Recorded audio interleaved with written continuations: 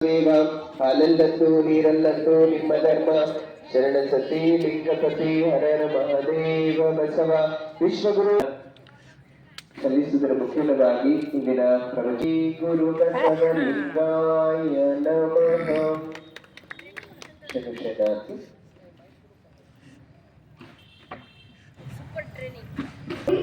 ಮೃಗವು ಬಂದಡಿಯ ನೀಡುವುದೇ, ತನೂಟಾಗಿದ ಸುಖವು ಅಗಲುವುದೇ, ಕೂಡಲ ಸಂಗನ ಶರಣರ ಅನುಭಾವ ನರಿಯದವರೇ, ಮರಳಿ ಮರ್ತ್ಯರಾದರೆಂದೆನಬಹುದೇ. ಓಂ ಶ್ರೀ ಗುರು ಬಸವಲಿಂಗಾಯ ನಮಃ. ಎನಗಾರು ಇಲ್ಲವೆಂಬರು ಬಾಣವನ ಮಯೂರವನ ನಾನು, ಕಾಳಿದಾಸನವ ನಾನು, ಪಕ್ಕಯ್ಯ ಹಿರಿಯಯ್ಯ ಚಿಕ್ಕಯ್ಯ ಚೆನ್ನಯ್ಯ ಗಟ್ಟಿ ಮುದ್ದಾಡಿಸಲ ಇದರೆನ್ನ ಕೂಡಲ ಸಂಗಮ ದೇವ. ಓಂ ಶ್ರೀ ಗುರು ಬಸವಲಿಂಗಾಯ ನಮಃ. ಸಂಬಂಧವಾಯಿತು ಲಿಂಗಸಾರಾಶ್ರಯ ಸನ್ಮತದಿಂದ ಉತ್ತಮ ಮಧ್ಯಮ ಕೆಡಿಸಿತ್ತು ಏಕೋ ಸತಿಪತಿ ಗುಣದಿಂದ ಗರುವತನ ಕೂಡಲ ಸಂಗಯ್ಯ ಅನುಭಾವದಿಂದ. ಓಂ ಶ್ರೀ ಗುರು ಬಸವಲಿಂಗಾಯ ನಮಃ. ಗೀತವ ಹಾಡಿದಡೇನು, ಶಾಸ್ತ್ರ ಪುರಾತನವ ಕೇಳಿದಡೇನು, ವೇದಾಂತವ ನೋದಿದಡೇನು, ಮನವೊಲಿದು ಲಿಂಗ ಜಂಗಮ ಪೂಜಿಸಲಾರಿದವರ ಎಲ್ಲಿರಲಿಲ್ಲ ಅನುಭಾವಿಯಾದಡೇನು, ಭಕ್ತಿ ಇಲ್ಲದವರನ್ನೆಲ್ಲ ನಮ್ಮ ಕೂಡಲ ಸಂಗಮ ದೇವ. ಓಂ ಶ್ರೀ ಗುರು ಬಸವಲಿಂಗಾಯ ನಮಃ. ಬಚ್ಚಲ ನೀರು ಇಳಿದಿದ್ದಡೇನು, ಸಲ್ಲದ ಹೊನ್ನು ಮತ್ತೆಲ್ಲಿದ್ದಡೇನು, ಆಕಾಶವ ಮಾವಿನ ಫಲದಿಂದಡೆದಡೇನು, ಕೊಯ್ಯಲಿಲ್ಲ ಮೆಲ್ಲಲಿಲ್ಲ ಕೂಡಲ ಸಂಗನ ಶರಣರ ಅನುಭಾವವಿಲ್ಲದವರು ಎಲ್ಲಿದ್ದಡೇನು ಎಂತಾದಡೇನು. ಓಂ ಶ್ರೀ ಗುರು ಬಸವಲಿಂಗಾಯ ನಮಃ. ಶರಣು ಅನಂತ ಶರಣು ಶರಣಾರ್ಥಿ ಧರ್ಮಗ್ರಂಥ ಪಠಣವನ್ನು ಮಾಡಿರ್ತಕ್ಕಂಥ ಸ್ನೇಹ ಚಂದ್ರಕಾಂತ್ ಡೊಣಗಾಪುರೆಯವರು ಇದೀಗ ಪೂಜೆಯಿಂದ ಆಶೀರ್ವಾದ ಪಡ್ಕೋಬೇಕಾಗಿ ತಮ್ಮಲ್ಲಿ ವಿನಂತಿಯನ್ನ ಮಾಡ್ತೇನೆ. ಪ್ರವಚನದ ಆರಂಭದಲ್ಲಿ ಧರ್ಮಗ್ರಂಥ ಪಠಣವನ್ನು ಮಾಡಿರುವ ತಮಗೆ ಮತ್ತೊಮ್ಮೆ ಅನಂತ ಶರಣು ಶರಣಾರ್ಥಿಗಳನ್ನ ತಿಳಿಸ್ತಾ ಪ್ರವಾಸ ಕಾಣಬೇಕಾಗಿ ಕೇಳ್ಕೊಳ್ತೇನೆ. ಓಂ ಶ್ರೀ ಗುರು ಬಸವಲಿಂಗಾಯ ನಮಃ. ಓಂ ಶ್ರೀ ಗುರು ಬಸವಲಿಂಗಾಯ ನಮಃ. ಬಸವಂ ಭಕ್ತಿಗೆ ಮೂಲಂ, ಬಸವಂ ಭಕ್ತಿಗೆ ಮೂಲಂ, ಬಸವಂ ಕಾಲಂಗೆ ಕಾಲನನುಪಮಶೀಲಂ, ಬಸವಂ ಕಾಲಂಗೆ ಕಾಲನನುಪಮಶೀಲಂ. ನಮಃ.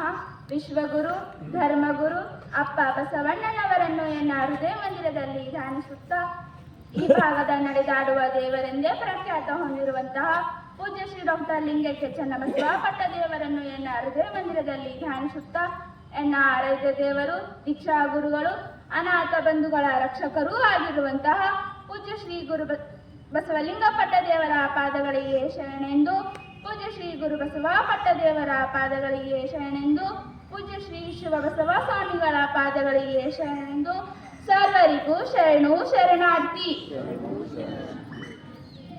ಇಂದು ನಾನು ಮಂತ್ರದ ಬಗ್ಗೆ ಒಂದೆರಡು ಮಾತನಾಡಲು ಇಚ್ಛಿಸುತ್ತೇನೆ.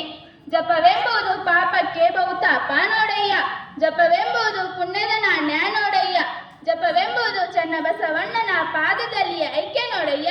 ಕಪಿಲ ಸಿದ್ಧ ಮಲ್ಲಿಕಾರ್ಜುನ. ಮಂತ್ರ ಜಪ ನಮ್ಮ ಮನಸ್ಸನ್ನು ನಿಯಂತ್ರಿಸುತ್ತದೆ, ನಮ್ಮ ಅಂತರಂಗದ ಕಳೆಯನ್ನು ಕಳೆಯುತ್ತದೆ. ನಾವು ಅರಿಯದೇ ಮಾಡಿರುವಂತಹ ಪಾಪಗಳಿಗೆ ಪಶ್ಚಾತ್ತಾಪ ಪಟ್ಟು ಗುರುವಿನಿಂದ ಗುರುಪದೇಶ ಮಂತ್ರಗಳನ್ನು ತೆಗೆದುಕೊಂಡು ಮಂತ್ರವನ್ನು ಜಪ ಮಾಡಿದರೆ ನಾವು ಮಾಡಿದಂತಹ ಪಾಪವೆಲ್ಲ ನಾಶವಾಗುತ್ತವೆ. ಪಂಚಮಹಾಪಾತಕವಂಜುವುದು ಕೂಡಲ ಸಂಗನ ನಾಮಕಯ್ಯ ಎಂದು ಗುರು ಬಸವಣ್ಣನವರು ಬರೆದ ವಚನವೇ ಸಾಕ್ಷಿ ಇದೆ. ನಾವು ಅರಿಯದೇ ಮಾಡಿರುವಂತಹ ಪಾಪಗಳಿಗೆ ಪಶ್ಚಾತ್ತಾಪ ಪಟ್ಟು ಗುರುವಿಗೆ ಶರಣಾಗತಿಯಾದರೆ ನಾವು ಮಾಡಿದಂತಹ ಪಾಪವೆಲ್ಲ ಸುಟ್ಟು ಭಸ್ಮವಾಗುತ್ತವೆ. ಪ್ರತಿನಿತ್ಯ ನಾವು ಮಂತ್ರವನ್ನು ಜಪ ಮಾಡಬೇಕು. ಮಂತ್ರದಲ್ಲಿ ಅದ್ಭುತವಾದ ಶಕ್ತಿ ಇದೆ. ನಾವು ಪಾಪ ಪಾಪಗಳನ್ನು ಮಾಡಿದರೆ ಅದನ್ನು ನಾಶ ಮಾಡುವ ಶಕ್ತಿ ಮಂತ್ರಕ್ಕಿದೆ. ದೇವರು ನಮಗೆ 24 ತಾಸು ಕೊಟ್ಟನಂದ್ರ ಮೇಲೆ ಅದರಲ್ಲಿ ನಾವು 24 ನಿಮಿಷವಾದರೂ ಮಂತ್ರ ಜಪಕ್ಕಾಗಿ ಮೀಸಲಾಗಿ ಇಟ್ಕೊಳ್ಬೇಕು. ನಮಗೆ ಕಷ್ಟ ತೊಂದರೆ ಸಮಸ್ಯೆಗಳು ಬಂದಾಗ ನಾವು ಅದಕ್ಕೆ ಹೆದರದೆ ಕಷ್ಟ ತೊಂದರೆ ಸಮಸ್ಯೆಗಳು ಬಂದು ಅಂದ್ರು ಮಂತ್ರ ಜಪ ಮಾಡ್ದೆವು ಅಂತಂದ್ರೆ ಆ ಕಷ್ಟ ತೊಂದರೆ ಸಮಸ್ಯೆಗೆಲ್ಲ ಪರಿಹಾರ ಸಿಕ್ತು. ಅದಕ್ಕೆ ಬಸವಣ್ಣನವರು ಕರಿಯಂಜುವುದು ಅಂಕುಶ ಕಯ್ಯ, ಗಿರಿಯಂಜುವುದು ಕುರುಷ ಕಯ್ಯ, ಕಮಂದವಂಜುವುದು ಜ್ಯೋತಿಗಯ್ಯ, ಕಾರಣವಂಜುವುದು ಬೇಗೆಗಯ್ಯ, ಪಂಚಮಹಾಪಾತಕವಂಜುವುದು ಕೂಡಲ ಸಂಗನ ನಾಮಕಯ್ಯ ಎಂದು ಹೇಳಿದ್ದಾರೆ. ಈ ವಚನದಲ್ಲಿ ಅಪ್ಪ ಬಸವಣ್ಣನವರು ನಮಗೆ ನಾಮಸ್ಮರಣೆಯ ಮಹತ್ವವನ್ನು ತಿಳಿಸುತ್ತಿದ್ದಾರೆ. ನಾವು ಪ್ರತಿನಿತ್ಯ ಮಂತ್ರವನ್ನು ಜಪ ಮಾಡಬೇಕು. ನಾವು ಅರಿಯದೇ ಮಾಡಿರುವಂತಹ ಬೆಟ್ಟದಷ್ಟು ಪಾಪಗಳಿಗೆ ಪಂಚಮಹಾಪಾತಕಗಳಿಗೆ ನಾವು ಮಂತ್ರವನ್ನು ಜಪ ಮಾಡಿದಾಗ ನಾವು ಮಾಡಿರುವಂತಹ ಪಾಪವೆಲ್ಲ ನಾಶವಾಗುತ್ತವೆ. ಮನಪೂರ್ವಕವಾಗಿ ಭಾವಪೂರ್ವಕವಾಗಿ ಲಿಂಗ ಪೂಜೆಯನ್ನು ಮಾಡ್ಕೋಬೇಕು. ಅದರಿಂದ ನಾವು ಮಾಡಿದಂತಹ ಪಾಪವೆಲ್ಲ ನಾಶವಾಯಿತು. ಇಲ್ಲಿ ಅಪ್ಪ ಬಸವಣ್ಣನವರು ಕೆಲವೊಂದು ಉದಾಹರಣೆಗಳನ್ನು ನೀಡಿ ನಮ್ಮ ಮಂತ್ರದ ಮಹತ್ವವನ್ನು ತಿಳಿಸ್ಲತ್ತಾರೆ. ಕರಿಯಂಜುವುದು ಅಂಕುಶ ಕಯ್ಯ. ಆನೆ ಬಹಳ ಸೊಕ್ಕಿನ ಪ್ರಾಣಿ ಅದ, ಅದಕ್ಕೆ ಮದಗಜ ಅಂತ ಬಿ ಕರೀತಾರೆ. ಈ ಆನೆಯನ್ನು ನಾವು ಅಂಕುಶವೆಂಬ ಚಿಕ್ಕ ಸಾಧನೆಯಿಂದ ನಮ್ಮ ಹಿಡಿತದಲ್ಲಿ ಇಟ್ಕೊಂಡೆವು ಅಂತಂದ್ರು ಅದರಿಂದ ಬೃಹತ್ತಾದ ಸೇವೆಯನ್ನು ನಾವು ಪಡ್ಕೋತೇವೆ. ಹೆಂಗ ಅಂತಂದ್ರು ಮೈಸೂರಿನ ಅರಮನೆಯಲ್ಲಿ ವಿಜಯದಶಮಿ ದಿನ 7.5 ಕ್ವಿಂಟಲ್ ಭಾರವಿರುವಂತಹ ಅಂಬಾರಿಯನ್ನು ಅದ್ರ ಮೇಲೆ ಇಟ್ಟು ಇಡೀ ಮೈಸೂರನ್ನೇ ರಾಜ ಗಂಭೀರತೆಯಿಂದ ಸುತ್ತಾಡ್ಸ್ಕೊಂಡು ಬರ್ತಾರೆ. ಗಿರಿಯಂಜುವುದು ಕುಲುಷ ಕಯ್ಯ. ವಜ್ರಾಯುಧ ಎಂಬ ಸಾಧನೆಯಿಂದ ನಾವು ಒಂದು ದೊಡ್ಡ ಪರ್ವತವನ್ನು ಪುಡಿ ಮಾಡಬಹುದು. 100 ವರ್ಷಗಳಿಂದ ಕತ್ತಲೆಯಿಂದ ತುಂಬಿದ ಒಂದು ಕೋಣೆಯಲ್ಲಿ ನಾವು ಸಣ್ಣ ದೀಪ ಹಚ್ಚಿದೆವು ಅಂತಂದ್ರು ಅಲ್ಲಿ ಬೆಳಕು ಆವರಿಸ್ತು. ಅದೇ ರೀತಿಯಾಗಿ ನಾವು ಅರಿಯದೇ ಪಂಚಮಹಾಪಾತಕಗಳನ್ನು ಮಾಡಿದೆವು ಅಂತಂದ್ರೆ ಕೂಡಲ ಸಂಗನ ನಾಮಸ್ಮರಣೆಯಿಂದ ಅವೆಲ್ಲ ನಾಶವಾಯಿತು. ಪಂಚಮಹಾಪಾತಕಗಳು ಯಾವ್ಯಾವು ಅಂದ್ರೆ ಗುರುದ್ರೋಹ, ಲಿಂಗದ್ರೋಹ, ಜಂಗಮ ದ್ರೋಹ, ಆಚಾರ ದ್ರೋಹ ಮತ್ತು ಪ್ರಸಾದ ದ್ರೋಹ. ಒಟ್ಟಾರೆ ನಾವು ಎನ್ನ ದ್ರೋಹಗಳು ಮಾಡಲ್ಲ, ಅವುಗಳೆಲ್ಲ ಕಳೆಯುವ ಶಕ್ತಿ ಎದುಕದ ಮಂತ್ರಕದ. ನಾವು ಪ್ರತಿನಿತ್ಯ ಮಂತ್ರವನ್ನು ನಂಬಿಕೆ ಇಟ್ಟು ಜಪ ಮಾಡ್ಬೇಕು. ನಂಬಿಕೆ ಇಲ್ಲದೆ ಮಾಡ್ತೇವೆ ಅಂದ್ರೆ ಅದರಲ್ಲಿ ನಮಗೆ ಎಲ್ಲಿ ಲಾಭನೇ ಆಗಲ್ಲ. ನಮಗೆ ಕಷ್ಟ ತೊಂದರೆ ಸಮಸ್ಯೆಗಳು ಬಂದಾಗ ಮಂತ್ರವನ್ನು ಜಪಿಸ್ಬೇಕಲ್ಲಕ ಒಂದು ಘಟನೆ ನೆನಪಾಯ್ತು.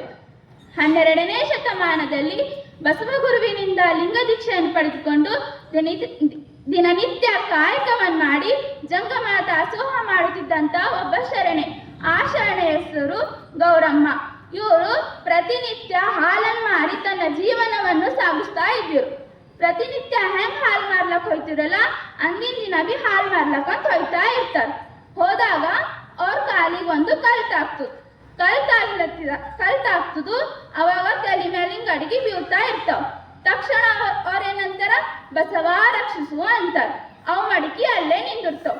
ಇಟ್ಕಡಿ ಅರಮನೆಯಲ್ಲಿ ಸಭೆಯಲ್ಲಿ ಮಗ್ನರಾಗಿರುವಂತಹ ಬಸವಣ್ಣನವರು ತಕ್ಷಣ ಎದ್ದಿಂತಿ ತಮ್ಮ 2 ಕೈಗಳನ್ನು ಹಿಡಿತಾರೆ. ಅವಾಗ ಅಲ್ಲಿ ಇರುವಂತಹ ಬಿಚ್ಚರಸರು ಕೊಂಡಿ ಮಂಚಣ್ಣ ಏನಂತಾರ ಅಂದ್ರು ಬಸವಣ್ಣನವರೇ ಕೈ ಯಾಕೆ ಹಂಗ್ ಮ್ಯಾಕ್ ಎತ್ತೀರಿ ಅಂತಾರ. ಅವಾಗ ಬಸವಣ್ಣನವ್ರು ಏನ್ ಬಿ ಹೇಳ ಕೊಂಡಿ ಮಂಚಣ್ಣ ಅಂತಾರ ಪ್ರಭುಗಳೇ ಬಸವಣ್ಣನವ್ರು ನಿಮ್ಗ ಹೊಡಿಲ ಕೈ ಎತ್ತಾರ ಅಂತಾರ. ಅವಾಗ ಬಸವಣ್ಣನವ್ರ ಅಂತಾರ ಇಲ್ಲ ಪ್ರಭುಗಳೇ ನಾನು ನಿಮ್ಗೆ ಹೊಡಿಲ ಕೈ ಎತ್ತಿಲ್ಲ ಅಂತಾರ. ಮತ್ತೆ ಯಾ ಕೈ ಎತ್ತೀರಿ ಅಂತ ಕೇಳ್ತಾರ ಕೊಂಡಿ ಮಂಚಣ್ಣ. ಇಲ್ಲ ಪ್ರಭುಗಳೇ ಇವ್ರು ಸುಳ್ಳು ಹೇಳತ್ತಾರ, ಸುಳ್ಳೆ ಕೈ ನಿಮ್ಗೆ ಹೊಡಿಲಕ್ಕೆ ಕೈ ಎತ್ತಾರ ಅಂತಾರ. ಅವಾಗ ಬಸವಣ್ಣನವ್ರಂತಾರ ಇಲ್ಲ ಪ್ರಭುಗಳೇ ನಾನು ನಿಮ್ಗೆ ಹೊಡಿಲ ಕೈ ಎತ್ತಿಲ್ಲ, ಅಲ್ಲಿ ಹಾದಿಗೆ ಒಬ್ಬ ತಾಯಿ ನನಗೂ ಹೊಯ್ತಾ ಇದ್ದಾಗ ಆಕಿ ರಕ್ಷಣೆ ಅಂದೋಳು ಅಸಲಕ್ ಆಕಿಗೆ ರಕ್ಷಣೆ ಮಾಡ್ದ ಅಂತಾರ. ಅವಾಗ ಇದೆಲ್ಲ ಖರೇದ ಅಂತ ತಿಳ್ಕೊಬೇಕಲ್ಲ, ಇದೆಲ್ಲ ಖರೇದ ಅಂತ ತಿಳ್ಕೊಬೇಕಲ್ಲ. ಅಸಲಕ್ ಬಸವಣ್ಣನವ್ರ ಅಂತಾರ ನೀವು ಬೇಕಾಗೋದ್ ಪರೀಕ್ಷೆ ಬಿ ಮಾಡ್ಬೋದ್ರಿ ಅಂತ. ಅವಾಗ ಬಿಜ್ಜಳಸರು ತಮ್ಮಲ್ಲಿರುವಂತಹ ಸೈನಿಕರಿಗೆ ಕಳಿಸಿ ಮೇಲೆ ಸೈನಿಕರು ಹೋಯ್ತಾರ. ಹೋಗಿ ಮೇಲೆ ಅಲ್ಲಿ ಹಾದಿಗೆ ಒಬ್ಬ ತಾಯಿ ಬರ್ತಾ ಇರ್ತಾರ. ಆ ತಾಯಿಗೆ ಈ ಸೈನಿಕರು ಕೇಳ್ತಾರ ಅಮ್ಮನ ಹಿಂಗ್ ಬರಪರಿ ಬಸವ ರಕ್ಷಿಸು ಅಂತ ಕೇಳ್ದೇನು ಅಂತಂದಾಗ ನಾ ಅಂದಾವ ಬಸವಣ್ಣನವ್ರು ನಮಗೆ ರಕ್ಷಿಸುರು ಅಂತ. ಅವಾಗ ಸೈನಿಕರು ಬಿಜ್ಜಳ ಅರಸರಿಗೆ ಬಂದು ಹೇಳ್ತಾರೆ. ಅವಾಗ ಬಿಜ್ಜಳ ಅರಸರು ಬಸವಣ್ಣನವರಿಗೆ ಹೊಗಳ್ತಾರೆ. ಇದ್ರ ತಾತ್ಪರ್ಯ ಏನದ ಅಂತಂದ್ರು, ನಾವು ಎಲ್ಲಿ ನಂಬಿಕೆ ಇಟ್ಟು ಮಂತ್ರವನ್ನು ಜಪ ಮಾಡ್ತೇವಲ್ಲ ಅಲ್ಲಿ ನಮ್ಮ ಏನು ಉದ್ದೇಶಗಳಿರ್ತಾವಲ್ಲ ಅಲ್ಲಿ ಪೂರ್ಣವಾಗುವುದರಲ್ಲಿ ಯಾವುದೇ ರೀತಿಯ ಸಂದೇಹನೇ ಇಲ್ಲ. ನಂಬಿ ಕರೆದರೆ ಓ ಎಣ್ಣನೆ ಶಿವನು ಎಂಬ ಬಸವವಾಣಿಯೇ ಇದೆ. ಅದಕ್ಕಾಗಿ ನಾವು ಮಂತ್ರವನ್ನು ಪ್ರತಿನಿತ್ಯ ನಿಷ್ಠೆ ಶ್ರದ್ಧೆಯಿಂದ ಜಪಿಸಬೇಕು. ಜಪವೆಂಬುದು ಪುಣ್ಯದ ನಾಣ್ಯ ನೋಡಯ್ಯ. ಇಲ್ಲಿ ಶಿವಯೋಗಿ ಸಿದ್ದರಾಮೇಶ್ವರರು ನಾವು ಪ್ರತಿನಿತ್ಯ ಮಂತ್ರವನ್ನು ಜಪ ಮಾಡಬೇಕು. ಅದರಲ್ಲಿ ಅದ್ಭುತವಾದ ಶಕ್ತಿ ಇದೆ. ಭವಸಾಗರವನ್ನು ಭವತಾಪವನ್ನು ದಾಟಿಸುವ ಶಕ್ತಿ ಮಂತ್ರಕದ. ನಾವು ಹೆಂಗ ಸಮುದ್ರ ದಾಟಬೇಕಾದ್ರೂ ಹಡಗಿನಲ್ಲಿ ಕೂಡ್ತೇವಲ್ಲ ಅದೇ ರೀತಿಯಾಗಿ ಭವಸಾಗರವನ್ನು ದಾಟಬೇಕಾದ್ರೂ ನಾವು ಮಂತ್ರವೆಂಬ ಹಡಗಿನಲ್ಲಿ ಕೂಡ್ಬೇಕು. ನಾವು ಸ್ನಾನ ಮಾಡಿದಾಗ ಹೇಗೆ ನಮ್ಮ ಶರೀರ ಶುದ್ಧವಾಯಿತದಲ್ಲ, ಮಂತ್ರವನ್ನು ಜಪ ಮಾಡಿದಾಗ ನಮ್ಮ ಮನಸ್ಸು ಶುದ್ಧವಾಗುತ್ತದೆ. ಜಪವೆಂಬುದು ಚೆನ್ನ ಬಸವಣ್ಣನ ಪಾದದಲ್ಲಿ ಐಕ್ಯ ನೋಡಯ್ಯ. ಕಪಿಲ ಸಿದ್ಧ ಮಲ್ಲಿಕಾರ್ಜುನ ಲಿಂಗಾಂಗ ಸಾಮರಸ್ಯ ಅಧ್ಯಾತ್ಮ ಸಾಮರಸ್ಯ ಪಡೆದುಕೊಂಡಂತಹ ಚಿನ್ಮಯ ಜ್ಞಾನಿ ಚೆನ್ನ ಬಸವಣ್ಣನವರ ಪಾದದಲ್ಲಿಯೇ ಐಕ್ಯವಾಗುವುದು ಜಪದ ಉದ್ದೇಶ ಇತ್ತು. ಅಂತಹ ಲಿಂಗಾಂಗ ಸಾಮರಸ್ಯ ಅಧ್ಯಾತ್ಮ ಸಾಮರಸ್ಯ ಪಡೆದುಕೊಳ್ಬೇಕಾದ್ರೂ ನಾವು ಪ್ರತಿನಿತ್ಯ ಮಂತ್ರವನ್ನು ಜಪ ಮಾಡಬೇಕು. ಆ ಮಂತ್ರವನ್ನು ಜಪ ಮಾಡಿದೆವು ಅಂತಂದ್ರೆ ನಮ್ಗೆ ಯಾವುದೇ ರೀತಿಯ ಕಷ್ಟ ತೊಂದರೆ ಬರುವುದಿಲ್ಲ. ಶಿವಯೋಗಿ ಸಿದ್ದರಾಮೇಶ್ವರರು ದೇವರ ಮಂತ್ರ ಮತ್ತು ಬಸವ ಮಂತ್ರ ಬೇರೆಯಲ್ಲ ಅಂತ ಹೇಳಿ ಎರಡೂ ಒಂದೇ. ಇದರಲ್ಲಿ ಯಾವುದೇ ರೀತಿಯ ಜಾತಿ ಭೇದವಿಲ್ಲ. ಶಿವನೇ ಬಸವ, ಬಸವ ಶಿವನೇ ಎಂದು ಹೇಳಿದ್ದಾರೆ. ಅದೇ ರೀತಿಯಾಗಿ ಅಲ್ಲಮ್ಮ ಪ್ರಭುದೇವರು ಬೋಯಂಬಲ್ಲಿ ಎನ್ನ ಭವ ಹರಿತಯ್ಯ, ಸೋಯಂಬಲ್ಲಿ ಸರ್ವಜ್ಞಾನಿಯಾದೇನಯ್ಯ, ಓ ಎಂದು ವಚಿಸುವಡೆ ವಸ್ತು ಚೈತನ್ಯಾತ್ಮಕನಾದೇನಯ್ಯ. ಇಂತಿ ಬಸವಾಕ್ಷರತ್ರೇವೆನ್ನ ಸರ್ವಾಂಗದಲ್ಲಿ ತೊಡಗಿ ಬೆಳಗುವ ಭೇದವನರಿದು ಆನು ನೀನು ಬಸವ ಬಸವ ಎನ್ನುತ್ತಿದ್ದೇನಯ್ಯ ಗುಹೇಶ್ವರ ಅಂತ ಹೇಳ. ಇಲ್ಲಿ ಅಲ್ಲಮ್ಮ ಪ್ರಭುದೇವರು ಬಸವ ಎಂಬ ಅಕ್ಷರದಲ್ಲಿ ಎಷ್ಟು ಶಕ್ತಿ ಅದ ಅಂತ ಹೇಳ. ಅದಕ್ಕಾಗಿ ನಾವು ಪ್ರತಿನಿತ್ಯ ಮಂತ್ರವನ್ನು ಜಪ ಮಾಡ್ತೇವೆ ಅಂತಂದ್ರೆ ಮರವಿನ ಮಾನವ ಹೋಗಿ ಅರಿವಿನ ಶರಣರಾಗ್ತೇವೆ. ಮನಪೂರ್ವಕವಾಗಿ ಭಾವಪೂರ್ವಕವಾಗಿ ಲಿಂಗ ಪೂಜೆ ಮಾಡ್ಕೊಂಡೆವು ಅಂತಂದ್ರೆ ನಾವು ಮಾಡಿದಂತಹ ಪಾಪಗಳಿಗೆಲ್ಲ ಪರಿಹಾರ ಸಿಕ್ತು. ಅದಕ್ಕಾಗಿ ನಾವು ಪ್ರತಿನಿತ್ಯ ಮಂತ್ರವನ್ನು ಜಪ ಮಾಡೋಣ ಎಂದು ಹೇಳುತ್ತಾ ನನ್ನ ಒಂದೆರಡು ಮಾತುಗಳಿಗೆ ವಿರಾಮ ನೀಡುತ್ತೇನೆ. ಸರ್ವರಿಗೂ ಶರಣು ಶರಣಾರ್ಥಿ. ಇದುವರೆಗೆ ಮಂತ್ರ ಜಪದ ಮಹತ್ವದ ಬಗ್ಗೆ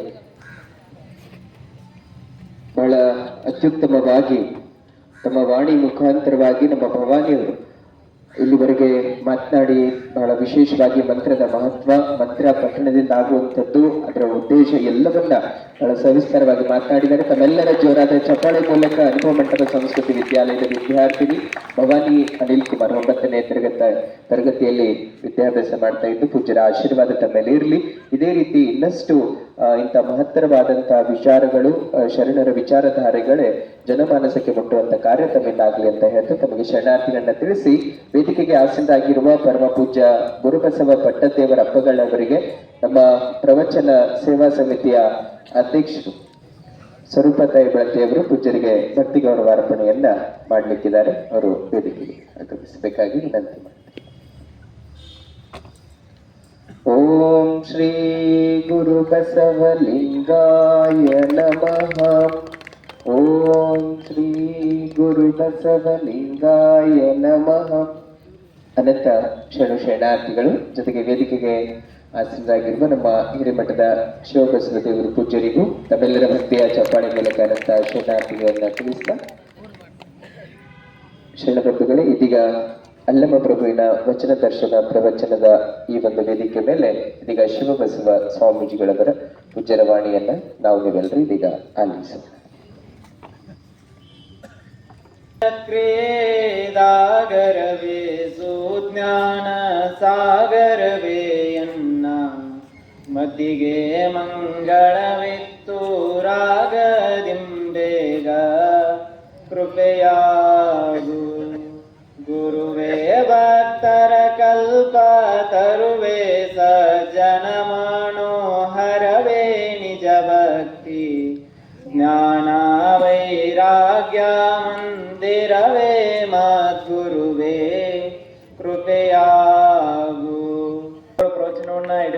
ಅಲ್ಲಂಗೆ ಹೋಗುವಾಗ ಕೇಳ್ರು ಏನ್ ಮಾಡ್ತೀರಿ ಯಾವ ಊರು ಎಲ್ಲ ನಮ್ದೆಲ್ಲ ವಿಚಾರಿಸಿ ಅಪ್ಪೋರು ಅಂದ್ರೆ ನಮ್ಗೆ ಅವಾಗ ಹೆಂಗ ಅನಿಸ್ತಂತಂದ್ರೆ ಅಲ್ಲಂ ಪ್ರಭುದೇವರಿಗೆ ಹೆಂಗು ಗುಹೇಶ್ವರನ ಕಂಡ್ರಲ್ಲ, ಅರಸುವ ಬಳ್ಳಿ ಮೈಯ ಸುತ್ತಿತ್ತೆಂಬಂತೆ, ಬಯಸುವ ಬಯಕೆ ಕೈ ಸಾರಿದಂತೆ, ನಾನು ಅರಸುತ್ತ ಬಂದು ಭಾವಕ್ ಅಗಮ್ಯವಾದ ಮೂರ್ತಿಯ ಕಂಡೆ ನೋಡ, ಒಳ ಹೊರಗೆ ಎಡೆದೆರೆ ಇಲ್ಲದ ತಳತಳಿಸಿ ಬೆಳಗಿ ಹೊಳೆಯುತ್ತಿಪ್ಪ ಅಖಂಡ ಜ್ಯೋತಿಯ ಕಂಡೆ ನೋಡ. ಆ ರೀತಿ ಅಪ್ಪೋರ ಆ ದಿವ್ಯ ತೇಜ ನಮ್ಗೆ ಹಂಗ ಅಷ್ಟು ಈಗೂ ಮನದಲ್ಲಿ ಪರಿಣಾಮಕಾರಿ. ಅಷ್ಟೇ ಅಪ್ಪೋರು, ಅಷ್ಟೇ ಮಾತೃ ಹೃದಯ.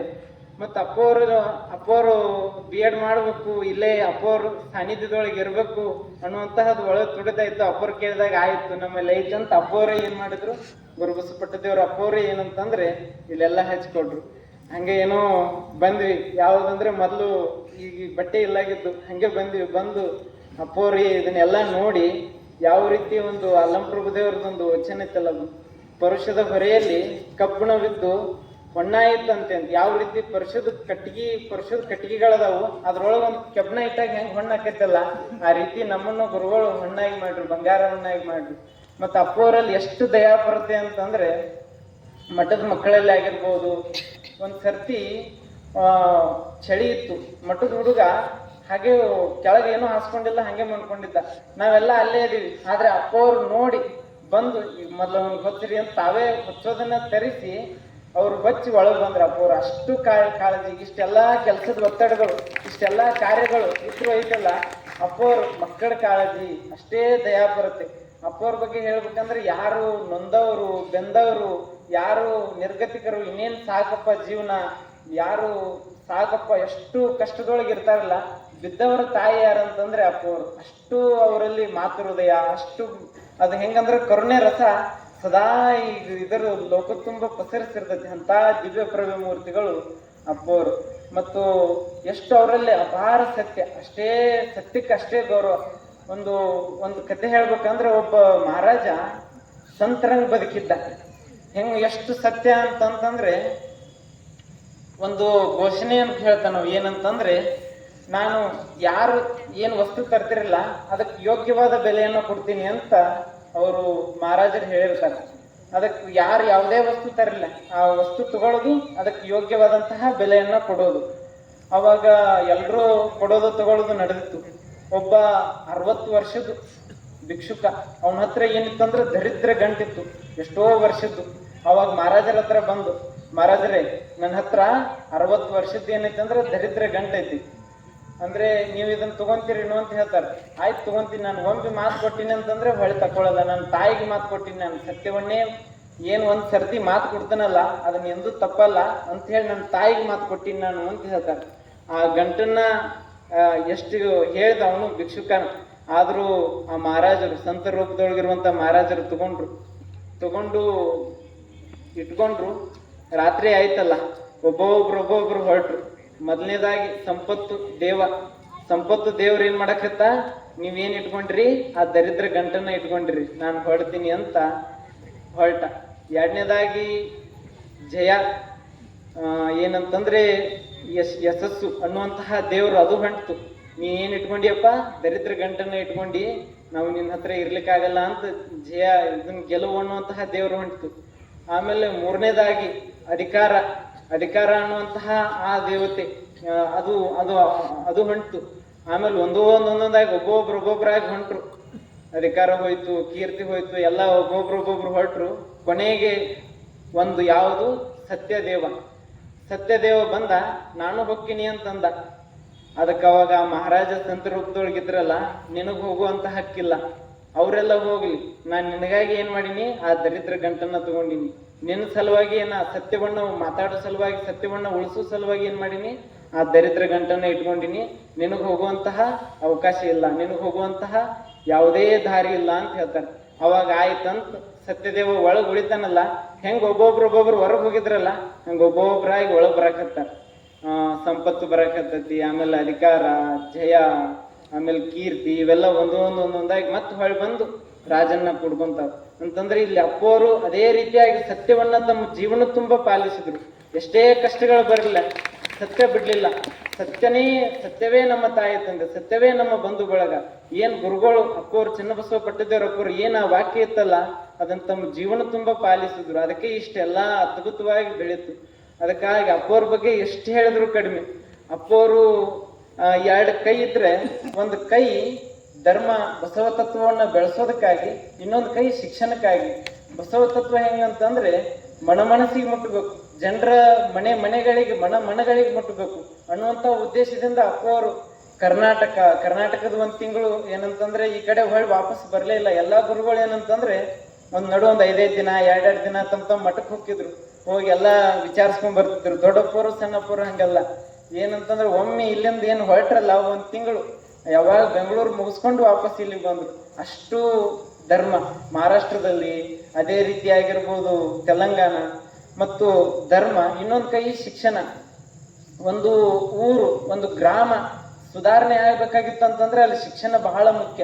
ಶಿಕ್ಷಣ ಎಲ್ಲದಕ್ಕಿಂತ ಶ್ರೇಷ್ಠ. ಅದಕ್ಕೆ ಗದಗಿನ ಜಗದ್ಗುರುಗಳು ಹೇಳ್ತಿದ್ರಂತ, ಯಾವ ಒಂದು ಊರಾಗ ಯಾವುದೋ ಒಂದು ವಸ್ತು ಕಡಿಮೆ ಆದ್ರೆ ಬೇರೆ ಕಡೆಯಿಂದ ಕೊಂಡ್ಕೊಂಡ್ ಬರ್ಬೋದು. ಒಂದೇನೋ ವಸ್ತು ಸಿಗ್ಲಿಲ್ಲ ಈ ಬಾಲ್ಕಿಯಲ್ಲಿ ಅಂತಂದ್ರೆ ಬಿದರ್ದಿಂದ ತರ್ತೀವಿ, ಅಲ್ಲಿ ಸಿಗ್ಲಿಲ್ಲ ಅಂದ್ರೆ ಬೆಂಗಳೂರು, ಹೈದರಾಬಾದು, ದೆಹಲಿ ಅಲ್ಲಿಂದ ತರ್ಬೋದು. ಆದ್ರೆ ಊರಲ್ಲಿ ಸಂಸ್ಕಾರವಂತ ಮಕ್ಕಳಿಗೆ ಸಿಗ್ಲಿಲ್ಲ ಅಂತಂದ್ರೆ ಎಲ್ಲಿಂದ ತರ್ಲಿಕ್ಕೆ ಆಕೈತಿ. ಅದಕ್ಕಾಗಿ ಅಪ್ಪೋರು ಅದೇ ದೂರದೃಷ್ಟಿ ಏನಂತಂದ್ರೆ ಶಿಕ್ಷಣ ಚಲೋ ಇರ್ಬೇಕು. ಈ ಗ್ರಾಮ, ಈ ಊರು, ಈ ತಾಲೂಕು, ಜಿಲ್ಲೆ, ಈ ನಾಡು, ಕಲ್ಯಾಣ ನಾಡು ಸಮೃದ್ಧ ಆಗ್ಬೇಕಾಗಿತ್ತಂತಂದ್ರೆ ಏನು ಶಿಕ್ಷಣ. ಅದಕ್ಕಾಗಿ ಅಪ್ಪೋರು ತಮ್ಮನ್ನು ತಾವು ಎಡೆಬಿಡದೆ ಎಲ್ಲಿ ತೊಡಗಿಸ್ಕೊಂಡ್ರಂದ್ರೆ ಶಿಕ್ಷಣದಲ್ಲಿ ತೊಡಗಿಸ್ಕೊಂಡ್ರು. ಅದಕ್ಕಾಗಿ ಶಿಕ್ಷಣ ಕ್ರಾಂತಿಯನ್ನೇ ಮಾಡ್ರು ಅಪ್ಪೋರು. ಅದಕ್ಕಾಗಿ ಇವೆರಡು ಏನಂತಂದ್ರೆ ಅಪ್ಪೋರು ಒಂದು ಶಿಕ್ಷಣ, ಇನ್ನೊಂದು ಧರ್ಮ, ಅವನ್ ಎರಡೂ ತಮ್ಮ ಮನದೊಳಗೆ ಅಚ್ಚುತ್ತಿದಂತ ಇಟ್ಕೊಂಡು ನೋಡಿದ್ರು. ಮತ್ತು ಅಪ್ಪೋರು ಕೃಷಿಯಲ್ಲಿನೂ ಅಷ್ಟೇ ಆಸಕ್ತಿ, ಅಷ್ಟೇ ಕಳಕಳಿ. ಎಷ್ಟು ಅಂತಂದ್ರೆ ಡೊಣಗಾಪುರಕ್ಕೆ ಬಂದ್ರೆ ಅಪ್ಪೋರು 2-3 ತಾಸು ಕಂಟಿನ್ಯೂ ಅಡ್ಡಾಡ್ತಾರೆ, ಹೊಲ ತುಂಬಾ ಎಲ್ಲ ಅಡ್ಡಾಡ್ತಾರೆ. ಮತ್ತು ಒಂದು ಸರ್ತಿ ಏನಾಯ್ತಂದ್ರೆ ಪರಿಸರದ ಬಗ್ಗೆ ಹೇಳ್ಬೇಕಂತಂದ್ರೆ ಒಂದು ಗಿಡ ಎತ್ತರಾಗಿತ್ತು, ಒಣಗಾಕತ್ತಿತ್ತು. ಅಪ್ಪೋರು ಏನ್ ಮಾಡ್ರು, ನಮ್ಮನ್ನೆಲ್ಲ ಕರ್ಕೊಂಡ್ರು. ತಾವು ಏನಂತಂದ್ರೆ ನಾವು ಕೊಡ ತರ್ತಿದ್ವು, ತಾವು ನೀರು ಹಾಕ್ತಿದ್ರು. ಅಂದ್ರೆ ಅಷ್ಟು ಪರಿಸರದ ಮೇಲೆ ಕಾಳಜಿ. ಮತ್ತು ಪರಿಸರ ರಾಷ್ಟ್ರ ಸಂತರ ಅಪ್ಪಗಳು ಮುಸ್ಲಿಂ ಗುರುಗಳನ್ನ ಎತ್ತರ ಮಟ್ಟಕ್ಕೆ ಬೆಳೆಸ್ಲಿಕ್ಕೆ ಅಪ್ಪವರು ಒಂದು ಏನಂತಂದ್ರೆ ಬೆನ್ನೆಲುಬಾಗಿ ನಿಂತರು. ಹಿಂದೆ ಗುರು ಮುಂದೆ ಗುರಿ ಅನ್ನುವಂಗ ಅಪ್ಪವರು ಆ ರೀತಿಯಾಗಿ ನಮ್ಮ ರಾಷ್ಟ್ರ ಸಂತರು ಬಸವಲಿಂಗ ಅಪ್ಪವ್ರನ್ನ ಬೆಳೆಸಿದ್ರು. ಪ್ರತಿಯೊಂದು ಕ್ಷೇತ್ರದೊಳು, ಈಗ ಸಾಹಿತ್ಯಿಕ ಕ್ಷೇತ್ರದೊಳು ತೊಳ್ಕೊಟ್ರು. ಸಾಹಿತ್ಯಿಕ ಕ್ಷೇತ್ರದಲ್ಲಿ ಬಂದ್ರೆ ಅಪ್ಪೋರು ಬಸವಣ್ಣವ್ರ ಹೆಸರ ಮೇಲೆ ಯಾವುದೇ ಪುಸ್ತಕ ಬಂದ್ರೆ ಬಸವ ಬಿಂದು, ಬಸವ ಅರಿವು, ಬಸವ ಶಿಶು, ಬಸವ ಇದೆ ಮುಂದೆ ಬಸವಣ್ಣವ್ರ ಹೆಸರು ಮುಂದೆ. ಅಷ್ಟು ಸಾಹಿತ್ಯ ಕ್ಷೇತ್ರದೊಳಗೂ ಒಂದು ರೀತಿ. ಮತ್ತು ಶರಣಲೋಕ ಬರೆದ್ರು, ಎಷ್ಟೋ ಜನ ಶರಣರು ಇತಿಹಾಸ ಅಳಿದು ಹೊಂಟಿತ್ತು, ಕಣ್ಮರೆಯಾಗಕತ್ತಿದ್ದು. ಅಂತ ಎಲ್ಲಾ ಶರಣರು ವಿಚಾರಗಳನ್ನ ಹೊರಗೆ ತೆಗೆದ್ರು. ಒಂದು 10 ಬುಕ್ಕ ಓದ್ತಿದ್ರು ಅಪ್ಪೋರು. 10 ಬುಕ್ಕ ಓದಿ ಬೆಳಗ್ಗೆ 3 ಗಂಟೆಗೆ ಎದ್ದೆ ಅಧ್ಯಯನ. ನಮ್ಗೆ ಎಷ್ಟೋ ಸಲ ಹಚ್ಚಿ ಬರ್ರಿ ಯಾಕೋ ಒಂದ್ ಸ್ವಲ್ಪ ಕಾಣ್ತಾ ಇಲ್ಲ, 4 ಗಂಟೆ 3 ಗಂಟೆಗೆ ಹಚ್ಚಿ ಅಪ್ಪೋರು ಈಗೊಂದು ತಿಂಗಳ ಹಿಂದು 2 ತಿಂಗಳ ಹಿಂದ್ ಒಂದ್ ಸ್ವಲ್ಪ ಕಣ್ಣು ಬಂದ್ ಕಾಣ್ತಿದ್ದು. ಫೋನ್ ಹಚ್ಚಿ ಬರ್ರಿ ಬರ್ರಿ ಒಂದ್ ಸ್ವಲ್ಪ ಅಂತ 3 ಗಂಟೆಗೆ ಹಚ್ಚಿದ್ದು, 4 ಗಂಟೆಗೆ. ಅಂದ್ರೆ ಅಷ್ಟು ಅಧ್ಯಯನ, ಅಷ್ಟು ಸಾಹಿತ್ಯದ ಮೇಲೆ ಆಸಕ್ತಿ. ಮತ್ತು ಶರಣರು ಉಳಿಬೇಕು, ಶರಣರ ನಿಲುವು ಬೆಳಿಬೇಕು. ಅದಕ್ಕೆ ಅಪ್ಪೋರು ಬಸವ ಕಲ್ಯಾಣದಲ್ಲಿ ಎಷ್ಟು ಗವಿಗಳದಾವಲ್ಲ ಅವು ಇನ್ನೂ ಚಲೋ ಆಗ್ಬೇಕು. ಅದಕ್ಕೆ ಅಪ್ಪೋರು ತಮ್ಮ ಪ್ರಾಣಕ್ಕಿಂತ ಹೆಚ್ಚಿಗೆ ಏನಂತಂದ್ರೆ ಶರಣರ ನಿಲುವಿಗೆ ಬೆಲೆಯನ್ನು ಕೊಟ್ರು. ಹಡಪದ ಅಪ್ಪಣ್ಣವ್ರ ಗವಿ ಆಗ್ಲೇಬೇಕು ಅನ್ನುವಂತಹ ಧೀರ ಸಂಕಲ್ಪ. ಅದಕ್ಕಾಗಿ ಅಪ್ಪೋರಲ್ಲಿ ಇದೆಲ್ಲ ನೋಡ್ರ ಎಂತ ಅಪ್ಪೋರು ಎಷ್ಟು ಅದ್ಭುತ ಒಂದು ಕಲ್ಯಾಣ ಕ್ರಾಂತಿಯನ್ನೇ, ಕಲ್ಯಾಣ ನಾಡನ್ನೇ ಸಮೃದ್ಧವನ್ನಾಗಿ ಬೆಳೆಸಬೇಕು ಅನ್ನುವಂತಹ ಮಹತ್ ಉದ್ದೇಶನ ಉಳ್ಳಂತವ್ರು ಅಪ್ಪೋರು. ಮತ್ ಮಠಕ್ಕೆ ಯಾರೇ ನಿರ್ಗತಿಕರು ಬರ್ಲಿ, ಯಾರಂತ ಪರಿಚಯನೇ ಇರಲ್ಲ. ಒಂದಿಬ್ರು ಸಾಧುಗಳು ಬಂದಿದ್ರು ಎಲ್ಲೋ ದೂರಿಂದ. ಅಪ್ಪವ್ರು ಏನ್ ಮಾಡಿದ್ರು ಅಂತಂದ್ರೆ ಒಬ್ರಿಗೆ ಕಣ್ಣಿನ ಆಪರೇಷನ್ ಆಗ್ಬೇಕಾಗಿತ್ತು, ಒಬ್ರಿಗೆ ಹೊಟ್ಟೆದೇನೋ ಪೈಲ್ಸ್ ಏನೋ ಆಗಿತ್ತು. ಅಪ್ಪವ್ರು ಏನ್ ಮಾಡ್ರಿ ಅಂದ್ರೆ ಎಷ್ಟು ಖರ್ಚಾಕತ್ ನೋಡ್ಲಿಲ್ಲ, ಬಿದರ್ ಕಳಿಸ್ಕೊಟ್ರು. ಕಳಿಸಿ ಅವ್ರಿಗೆ ಆರೋಗ್ಯ ಮಾಡಿ ಅವ್ರಿಗೆಲ್ಲ ಸುಧಾರಣೆ ಆಗೋ ತನಕ ಅವ್ರನ್ನ ಇಟ್ಕೊಂಡು ಅವ್ರು ಯಾವಾಗ ಹೋಗ್ತೀವಿ ಅಂತಾರಲ್ಲ ಅವಾಗ ಕಳಿಸ್ಕೊಟ್ರು. ಯಾರಂತ ಪರಿಚಯನೇ ಇರಲ್ಲ. ಈ ಬೀದರ್ ಜಿಲ್ಲೆದವ್ರಾಗಿರ್ಬೋದು, ಬೇರೆ ಕಡೆ ಯಾರೇ ಇರಲಿ, ಅಪ್ಪರಲ್ಲಿ ಅಷ್ಟು ಕಳಕಳಿ, ಅಷ್ಟು ಮಾತೃ ಹೃದಯ. ಅದಕ್ಕಾಗಿ ಅಂತ ಪರಮ ಪೂಜ್ಯರು ಒಂದು ಸಿದ್ದರಾಮೇಶ್ವರ ಒಂದು ಅಪ್ಪಗಳು ಒಂದು ವಚನ ಹೇಳ್ತಾರಲ್ಲ, ನಿಂದಿಸಿದಲ್ಲಿ ಕುಂದುವನಲ್ಲ ಜಂಗಮನು, ವಂದಿಸಿದಲ್ಲಿ ಆನಂದಮಯನಲ್ಲ ಜಂಗಮನು, ಬಂದು ಉಪಚಾರದಲ್ಲಿ ಸಂದುಗೊಳ್ಳುವನಲ್ಲ ಜಂಗಮನು, ಬಂದಲ್ಲಿ ನೀಡದಿರೆ ಕ್ರೋಧಿಯಲ್ಲ ಜಂಗಮನು, ಕಪಿಲ ಸಿದ್ಧ ಮಲ್ಲಿಕಾರ್ಜುನಯ್ಯ ನಿಮ್ಮ ಜಂಗಮ ಇಂತಪ್ಪವನಯ್ಯ ಅಂತ ಹೇಳ್ತಾರೆ. ಜಂಗಮ ಅಂತಂದ್ರೆ ಆ ಶಬ್ದಕ್ಕೂ 100ಕ್ಕೆ 100 ಹೋಲುವಂತಹ ಗುರುಗಳು ಯಾರಂತಂದ್ರೆ ದೊಡ್ಡಪ್ಪಗಳು.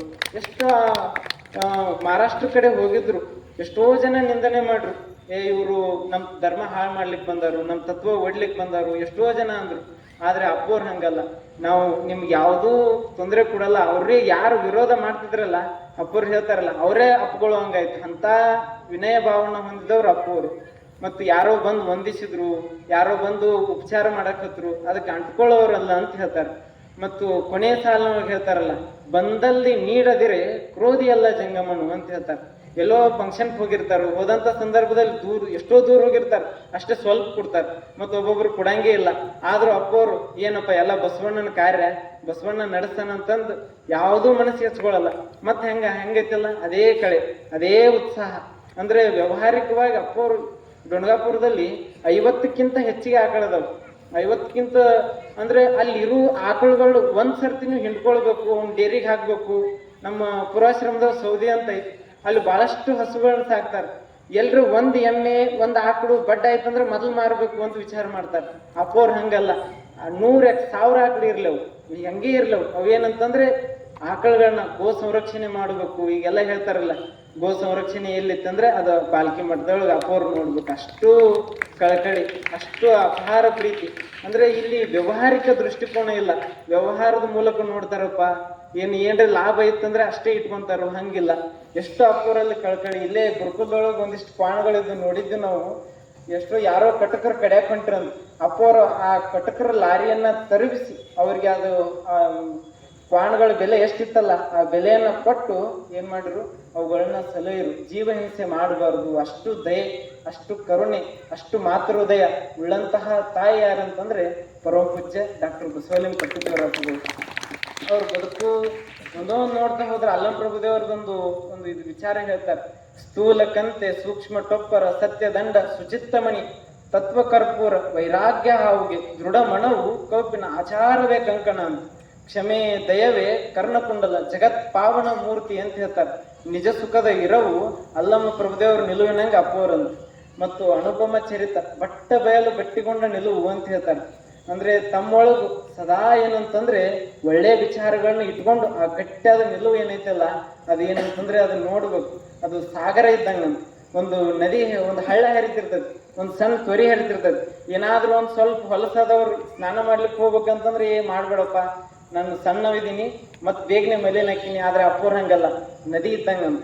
ಯಾರು ಎಷ್ಟೇ ಹೊಲಸಾದವ್ರು ಹೋಗಿಲ್ಲ, ಅದವ್ರನ್ನೆಲ್ಲ ಏನಂತಂದ್ರೆ ಆ ಜ್ಞಾನ ಗಂಗೆ ಒಳಗೆ ಮುಳುಗಿಸಿ ಅವ್ರನ್ನ ಸ್ವಚ್ಛಗೊಳಿಸಿ ಅವ್ರನ್ನ ಭಾವನರಾಗಿ ಮಾಡಿಬಿಡ್ತಾರೆ. ಅಂತ ಮಾತು ಹೃದಯಗಳು ಪರಮ ಪೂಜ್ಯರು. ಅದಕ್ಕಾಗಿ ಅಪ್ಪೋರ ಬಗ್ಗೆ ಎಷ್ಟು ಹೇಳಿದ್ರು ಕಡಿಮೆ.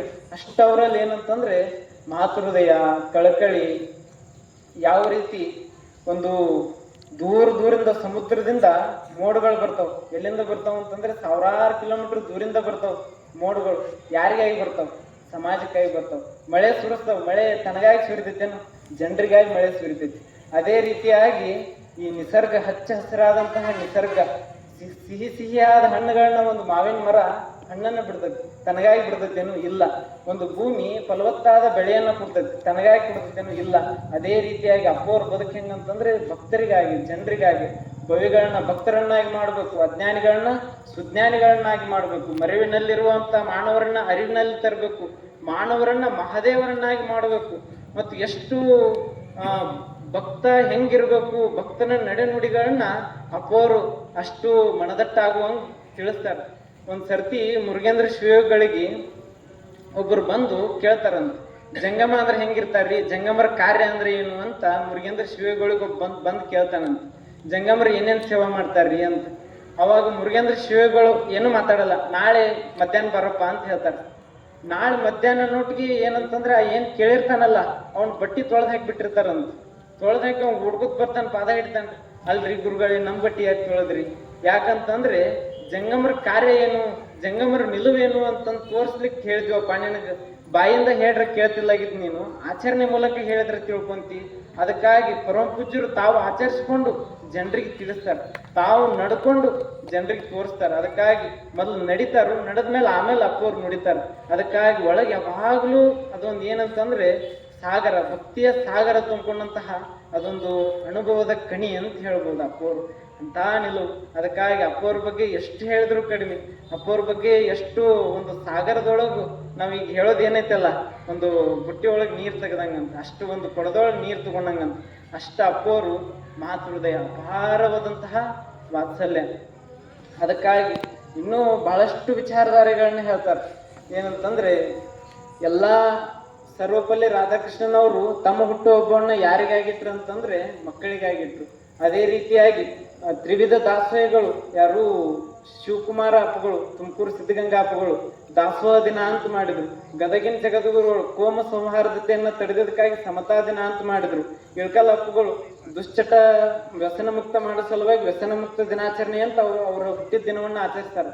ಅದೇ ರೀತಿಯಾಗಿ ಅಪ್ಪ ಅವರು ಹುಟ್ಟಿದ ದಿನ ಬಡ ಮಕ್ಕಳಿಗಾಗಿ, ಯಾರು ಅನಾಥ ಮಕ್ಕಳಿದಾರಲ್ಲ, ಯಾರು ತಂದೆ ತಾಯಿ ಇಲ್ಲಲ್ಲ ಅಂತ ಮಕ್ಕಳಿಗೆ ನಂದು ಸುದೈವಿ ಮಕ್ಕಳ ದಿನಾಚರಣೆ ಅಂತ ಆಚರಿಸ್ಲಿ, ಇಡೀ ರಾಜ್ಯ ಅಲ್ಲ ದೇಶದ ತುಂಬ ಅದು ಹಬ್ಬಲಿ ಅನ್ನುವಂತಹ ದೂರದೃಷ್ಟಿಯನ್ನು ಉಳ್ಳಂಥವರೇ ಅಪ್ಪಗಳು.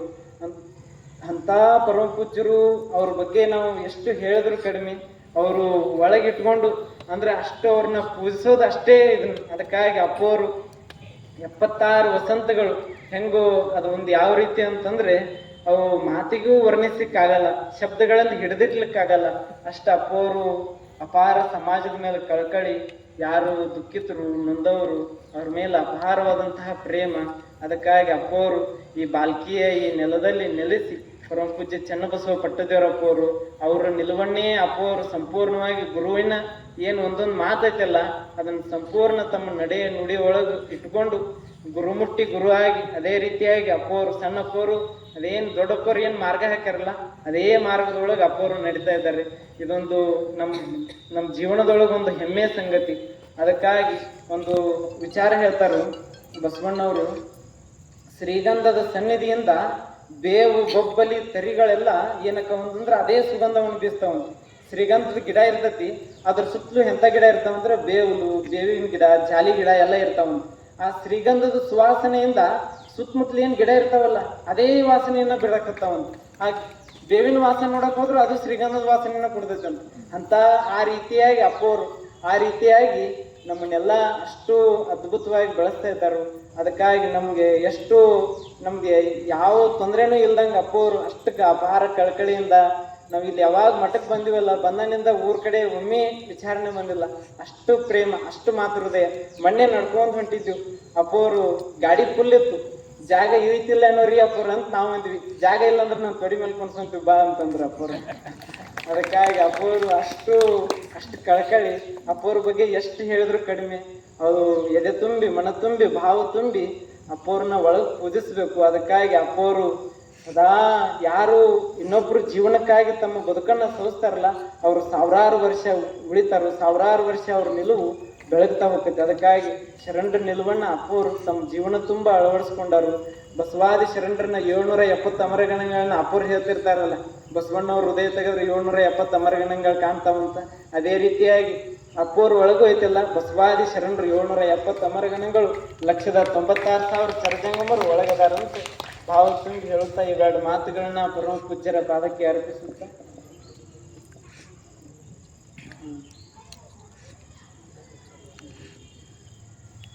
ಅದಕ್ಕಾಗಿ ಅಪ್ಪವರು ಬಸವಣ್ಣವ್ರು ಹೇಳ್ತಾರಲ್ಲ, ಎನ್ನ ಆಯುಷ್ಯ ಭವಿಷ್ಯ ಎನ್ನ ಭಕ್ತರು ಕಂಡಯ್ಯ, ಎನ್ನ ಆಯುಷ್ಯ ಭವಿಷ್ಯ ಎನ್ನ ಪ್ರಮುಖರು ಕಂಡಯ್ಯ, ಕೂಡಲ ಸಂಗನ ಶರಣರು ಮೂಕಲಿಂಗಿಗಳಯ್ಯ. ನನ್ನ ಆಯುಷ್ಯ ನನ್ನ ಭವಿಷ್ಯ ಯಾರಂತಂದ್ರೆ ಭಕ್ತರಂತ.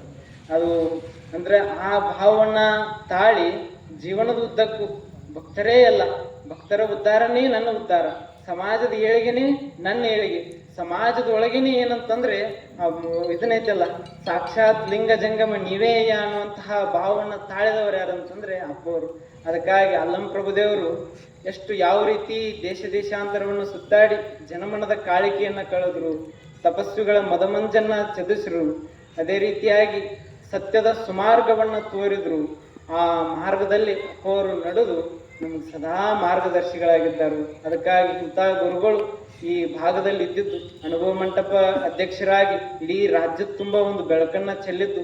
ಅದಕ್ಕೆ ಅಪ್ಪವರು ನಮ್ಮ ಇಳಕಲ್ ಅಪ್ಪರು ಭಾಳ ಹೇಳ್ತಿರ್ತಾರೆ, ಅಂತಹ ಗುರುಗಳು ಸಿಗೋದು ದೊಡ್ಡದು. ಬಾಲ್ಕಿ ಅಪ್ಪವರಂತಹ ಪಟ್ಟದೇವರ ಅಪ್ಪವರಂತಹ ಗುರುಗಳು ಕನ್ನಡದ ಉಳಿವಿಗಾಗಿ ಈ ಬಿದರ್ ನಾಡ್ ಅಂತಂದ್ರೆ ಅಪ್ಪವರು, ಬಾಲ್ಕಿ ಅಪ್ಪಗಳು ಅಂತಂದ್ರೇನೆ ಬಿದರ್ ನಾಡು. ಅದಕ್ಕಾಗಿ ಭಾಳ ಅಪ್ಪವರು ಭಾಳ ಚಂದ ಹೇಳ್ತಿರ್ತಾರೆ ಇಳಕಲ್ ಅಪ್ಪವರು. ಎಷ್ಟಂತಂದ್ರೆ ಎಂತ ಇನ್ನೇನು ಅಳದ್ ಹೋಕ್ಕತಿ ಅನ್ನುವಂತಹ ಸಂದರ್ಭದೊಳಗೆ ಬಸವ ತತ್ವ ನಶಿಸ್ ಹೋಕ್ಕತಿ ಅನ್ನುವಂಥ ಸಂದರ್ಭದೊಳಗೆ ಅದನ್ನ ಟೊಂಕ ಕಟ್ಟಿ ನಿಂತು ಉಳಿಸಿದವರೇ ಚನ್ನಬಸವ ಪಟ್ಟದೇವರಪ್ಪರು. ಅವರು ಸಂಜಾತರಾದಂತಹ ಬಸವಲಿಂಗ ಪಟ್ಟದೇವರಪ್ಪರು. ಇಲ್ಲಿಂದ ಬಾಲ್ಕಿಯಿಂದ ಅವಾಗ ರಸ್ತೆಗಳು ಸರಿ ಇಲ್ಲಾಗಿತ್ತು. ಪಾದಯಾತ್ರೆ ಮೂಲಕ, ಎತ್ತಿನ ಗಾಡಿಗಳ ಮೂಲಕ, ಅವ್ರ ಹತ್ರ ಸೌಲಭ್ಯನೂ ಇಲ್ಲ, ಏನು ಬೆಳೆದಿಲ್ಲ, ಏನೂ ಇಲ್ಲ. ಆದ್ರೂ ಮಾಡುವಂತಹ ಛಲ ಐತಲ್ಲ, ಆ ನಿಷ್ಠೆ ಐತಲ್ಲ, ಅದೇನಂತಂದ್ರೆ ಎತ್ತೈತೆ, ಅದು ಬೆಳೆಸ್ತೈತಿ. ಅದಕ್ಕಾಗಿ ಆ ಒಂದು ಮಾತು ಹೇಳ್ತಾರಲ್ಲ, ನಾವು 1 ಹೆಜ್ಜೆ ಇಟ್ರೆ ದೇವರು 99 ಹೆಜ್ಜೆ ನಮ್ಮ ಹತ್ರ ಇಡ್ತಾನಂತಲ್ಲ, ಅಂತ ಮಾತನ್ನ ಅಪ್ಪೋರು ನಂಬಿಗೆಟ್ಟವರಿಲ್ಲ ಅನ್ನುವಂತಹ ಮಾತನ್ನ ತಮ್ಮ ಜೀವನದೊಳಗೆ ಅಳವಡಿಸ್ಕೊಂಡು ಆ ನಡೆ ನುಡಿ ಸಿದ್ಧಾಂತಕ್ಕೆ ಎತ್ತಿದ ಕೈಯಾಗಿ ನಿಂತವರೇ ಅಪ್ಪೋರು. ಅದಕ್ಕಾಗಿ ಅಪ್ಪೋರ ಮಾತುಗಳು ಎಷ್ಟು ಹೇಳಿದ್ರು ಕಡಿಮೆ. ಇವೆರಡು ಮಾತುಗಳನ್ನ ಅಪ್ಪರು ಇದ್ದರ ಪಾದಕ್ಕೆ ಅರ್ಪಿಸಿ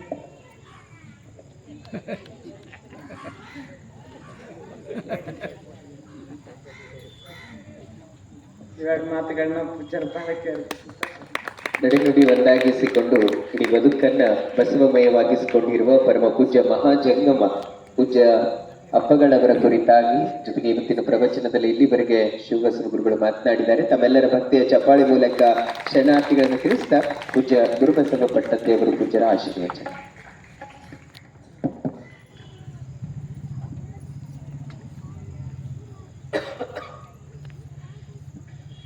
ಓಂ ಶ್ರೀ ಗುರು ಬಸವಲಿಂಗಾಯ ನಮಃ. ಧರ್ಮಗುರು ಬಸವಣ್ಣನವರನ್ನ ಸ್ಮರಿಸಿಕೊಂಡು ನೂತನ ಅನುಭವ ಮಂಟಪದ ಶಿಲ್ಪಿ, ಕನ್ನಡದ ಪಟ್ಟದೇವರೆಂದೇ ಖ್ಯಾತನಾಮರಾದ ಮದ್ಗನಲಿಂಗ ಚಕ್ರವರ್ತಿ ಡಾಕ್ಟರ್ ಚನ್ನಬಸವ ಪಟ್ಟದೇವರನ್ನ ಸ್ಮರಿಸಿಕೊಂಡು ಎಲ್ಲ ಅಂತರಂಗದ ಶಕ್ತಿ ಮಾತೃ ಹೃದಯಗಳ ಪರಮ ಪೂಜ್ಯರ ಪಾದಕಮಲಗಳಿಗೆ ಭಕ್ತಿಪೂರ್ವಕ ಪ್ರಣಾಮಗಳನ್ನು ಸಲ್ಲಿಸಿ, ಇಲ್ಲಿವರೆಗೆ ಬಹಳ ಹೃದಯಕ್ಕೆ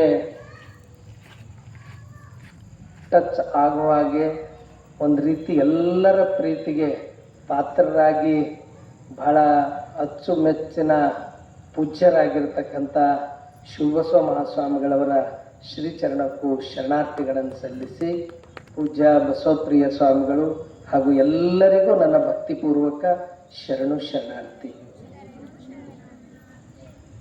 ಶಿವಬಸವ ಮಹಾಸ್ವಾಮಿಗಳವರು ಅವರು ಅನ್ನಂ ಪರ್ವದೇವ್ರ ಕುರಿತು ಏನಾರ ಮಾತಾಡ್ತಾರ, ನಾವು ಗುರುಗಳ ಬಗ್ಗೆ ಮಾತಾಡ್ಬೇಕಂದ್ರೆ ಅವರೆಲ್ಲ ಮುಗಿಸಿಕೊಂಡು ಅದರ ಸಲುವಾಗಿ ಅವ್ರಿಗೆ 1-2 ಸರ್ತಿ ನಾನು ನೆನಪು ಕೊಟ್ಟೆ. ಅವರು ಪೂರ್ತಿ ನಮ್ಗೆ ಹೆಂಗೆ ಮಾಡ್ಯಾಕ್ಯಾರ ಅಂದ್ರೆ ಹಲ್ಕಿ ಮಾಡ್ಯಾಕ್ಯಾರಿ. ಹೌದು, ನಿಜಕ್ಕೂ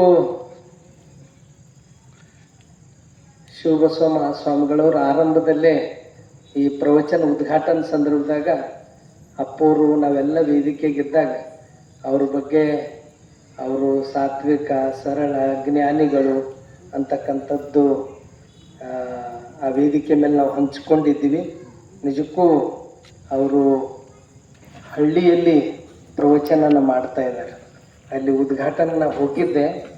ಅವರ ಆರಂಭದಲ್ಲೇ ಇವ್ರ ಮಾತುಗಳು ಕೇಳಿ ಅನ್ನ ಪೂರ್ತಿ ಕುದ್ಯದ ಅಂಬದು ನೋಡ್ಬೇಕಾಗಿಲ್ಲ ಅಪ್ಪರೆ. ಒಂದು ಅಕ್ಕಿ ಕಾಳು ನೋಡಿದ್ರೆ ಸಾಕು, ಇವ್ರು ಭಾಳ ಜ್ಞಾನಿಗಳ ಹರ ಅಂತ ಅಲ್ಲಿ ಮಾವಿನಹಳ್ಳಿ ಗ್ರಾಮದವರೆಲ್ಲ ಪೂಜ್ಯ ಶಿವಬಸವ ಮಹಾಸ್ವಾಮಿಗಳವರಿಗೆ ಮೆಚ್ಚಿಕೊಂಡಿದ್ದಾರೆ. ನಿಜಕ್ಕೂ ಇವತ್ತು ಅಪ್ಪೋರ್ದು ಹುಟ್ಟು ಹಬ್ಬ. ಆ ಹುಟ್ಟುಹಬ್ಬವನ್ನ ಅದ ಅಂತಕ್ಕಂಥದ್ದು ಅಪ್ಪೋರಿಗೆ ಅದು ಏನೇನೂ ಗೊತ್ತಿದ್ದಿಲ್ಲ. ನಾನು ನಿನ್ನೆ ಹೇಳಿದ್ದೆ, ನಮ್ಮ ಶಿವಾನಂದ್ ಗುಂದಿಗೆಯವರೇ ಆ ಪತ್ರಿಕೆಯಲ್ಲಿ, ಅದು ಬಹುತೇಕ ಜನಧ್ವನಿ ಪತ್ರಿಕೆ ಇರಬಹುದು, ಆ ಸಂದರ್ಭದಲ್ಲಿ ಅದು ಪ್ರಕಟ ಆದಾಗೆ ಗೊತ್ತಾಯಿತು ಅಂತಕ್ಕಂಥ. ಅಂದ್ರೆ ಇದು ಎಲ್ಲವನ್ನ ತನ್ನ ಹೆಂಗೆ ಪಣತೆ, ಎಣ್ಣೆ, ಬತ್ತಿ, ಆ ಪಣತಿ, ಅದ್ರ ಕೆಲಸ ಏನು ಅಂತಂದ್ರೆ ಎಲ್ಲ ಕತ್ತಲು ಓಡಿಸಿ ಬೆಳಕು ಕೊಡ್ತಕ್ಕಂಥದ್ದು. ಅದೇ ರೀತಿ ಪರಮ ಪೂಜ್ಯರ ವ್ಯಕ್ತಿತ್ವ ಇದೆ. ಅವರೆಲ್ಲ ರಂಗದಲ್ಲಿ ಬೆಳಕನ್ನು ನೀಡಿದವರು, ನೀಡ್ತಾ ಇರುವರು ಅಂಥ ಪೂಜ್ಯರಿಗೆ ಅತಿ ಖುಷಿ, ಸಂತೋಷ, ಆನಂದ ಆಗೋದು ಯಾವಾಗ ಅಂತಂದರೆ, ಈಗ ಏನೇನೋ ಮಾಡಿ ಏನೇನೋ ಅವರು ಖುಷಿ ಆಯ್ತಾರಂತ ನಾವು ತಿಳ್ಕೊತೀವಿ. ಆದ್ರೆ ಅಪ್ಪೋರು ಅತಿ ಆನಂದ ಪಡೋದು ಯಾವಾಗ ಅಂದ್ರೆ, ಅವ್ರು ಏನೇ ಮಾಡಿದ್ರು ಬಸವಣ್ಣವ್ರ ತತ್ವ, ಬಸವಣ್ಣವ್ರ ವಿಚಾರ, ಬಸವಣ್ಣವ್ರ ಒಂದು ತತ್ವವನ್ನು ಬೀರತಕ್ಕಂಥದ್ದು ಮಾಡ್ತಾರೆ.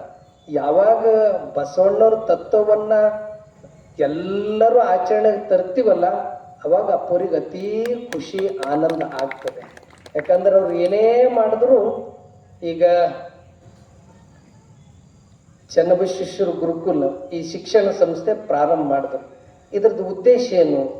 ಅಪ್ಪೋರು ಮೊದಲು ಮಹಾರಾಷ್ಟ್ರ, ಕರ್ನಾಟಕ, ತೆಲಂಗಾಣ ಆ ಭಾಗದಾಗ ಎಲ್ಲ ಪ್ರವಚನಕ್ಕೆ ಹೋಗ್ತಿದ್ರು. ಆ ಪ್ರವಚನಕ್ಕೆ ಹೋದಾಗ ಅಲ್ಲೆಲ್ಲರೂ ವಯಸ್ಸಾದವರೇ ಇರ್ತಿರತ್ತ. ಅವಾಗ ನಾ ಇವ್ರಿಗೆ ಹೇಳಿ ಎಷ್ಟರ ಮಟ್ಟಿಗೆ ಇವ್ರಿರಸ್ತನ ಸದ್ಬಳಕೆ ಆಗ್ತದ, ಮುಂದಿನ ಜನಾಂಗ ಹೆಂಗ ಇದು ಇವ್ರಿಗೆ ಈಗ ಹೇಳಿದೆ ಅಂದ್ರೆ ಈಗ ಅವ್ರದ್ದು ಇಷ್ಟೇ ವರ್ಷ ಸೀಮಿತ ಆಗಿಬಿಡ್ತಾರ. ಆ ಮಕ್ಕಳಿಗೆ ಇದು ಮುಟ್ಟಬೇಕಲ್ಲ ಅಂತ ತಿಳ್ಕೊಂಡು ಅದೇ ಒಂದು ಉದ್ದೇಶ ಇಟ್ಕೊಂಡೆ ಈ ಶಿಕ್ಷಣ ಸಂಸ್ಥೆಯಲ್ಲಿ ಅಪ್ಪೋರು ಆ ಒಂದು ಹೆಜ್ಜೆನ ಇಟ್ಟಿದ್ದವರು.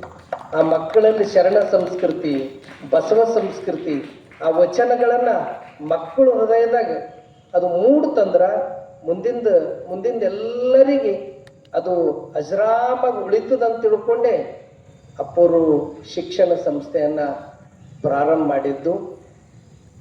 ಹೀಗಾಗಿ ಏನೇ ಮಾಡಿದ್ರು ನಾವು ಬಸವಣ್ಣನವರೇ ಧರ್ಮಗುರು, ವಚನ ಸಾಹಿತ್ಯವೇ ಧರ್ಮ ಗ್ರಂಥ, ಇಷ್ಟಲಿಂಗವೇ ದೇವರು.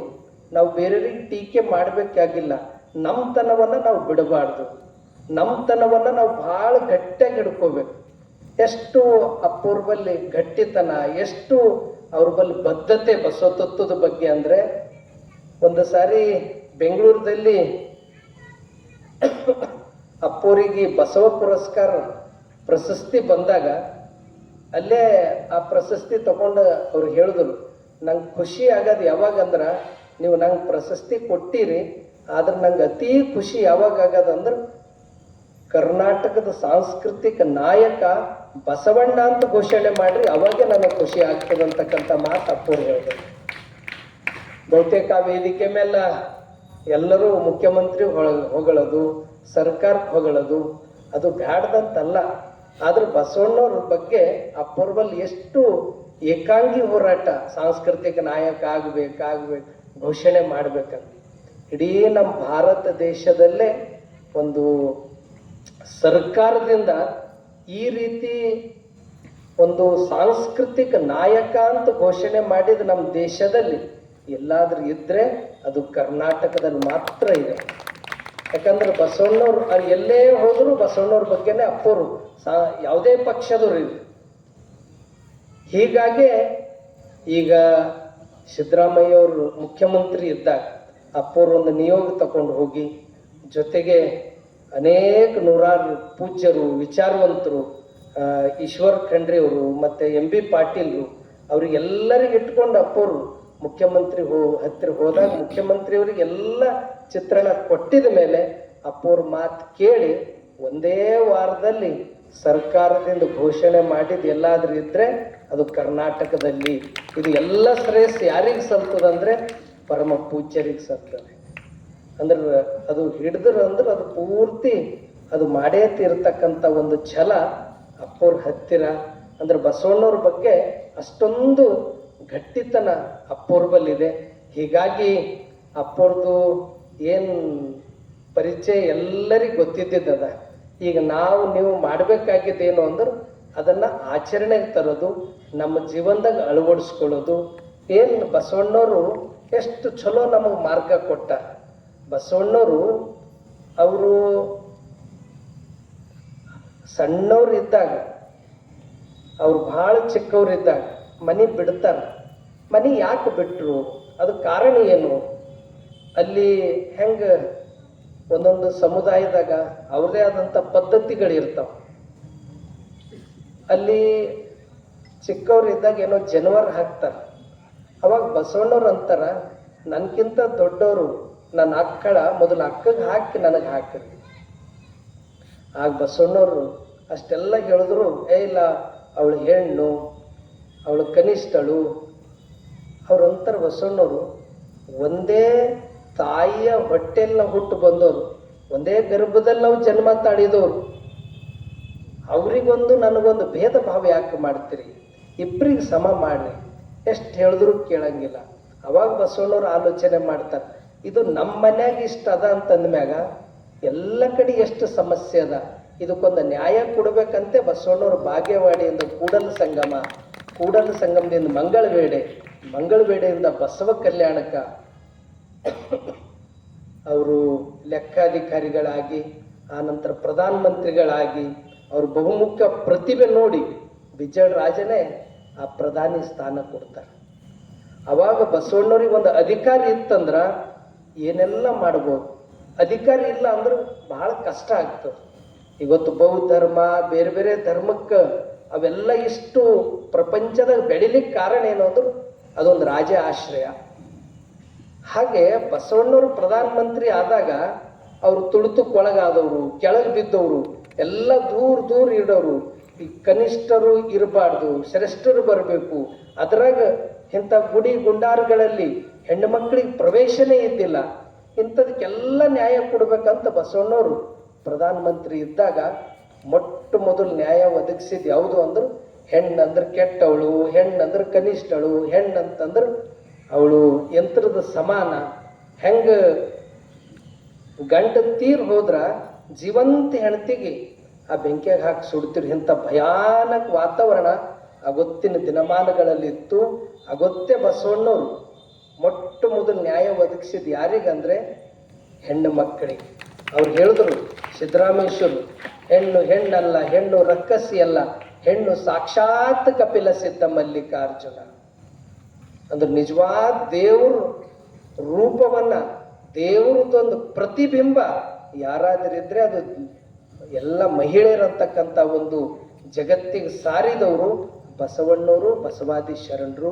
ಅಂತ ಬಸವಣ್ಣವರು ಇವತ್ತು ಯಾರಿಗಾದ್ರೂ ನಾವು ಮರಿಬಹುದು, ಆದ್ರೆ ಬಸವಣ್ಣವ್ರಿಗೆ ಹೆಣ್ಮಕ್ಳು ಎಂದೂ ಮರಿಲಿಕ್ಕಾಗಲ್ಲ. ಇವತ್ತು ಏನೇ ಸ್ವತಂತ್ರದಿಂದ ಇಷ್ಟು ಅವ್ರ ಶಿಕ್ಷಣ ವ್ಯವಸ್ಥೆ ಇರ್ಬೋದು, ಬೇರೆ ಬೇರೆ ಭಾಗದಲ್ಲಿ ಇರ್ಬೋದು, ರಾಷ್ಟ್ರಪತಿನೂ ಅಲ್ಲಿ ಅವರು ಆ ಸ್ಥಾನದಾಗ ಕುಂತಾರಂದ್ರ ಬಾಬಾ ಸಾಹೇಬ್ ಅಂಬೇಡ್ಕರ್ ಅವ್ರು ಸಂವಿಧಾನ ಕೊಟ್ಟಾರ.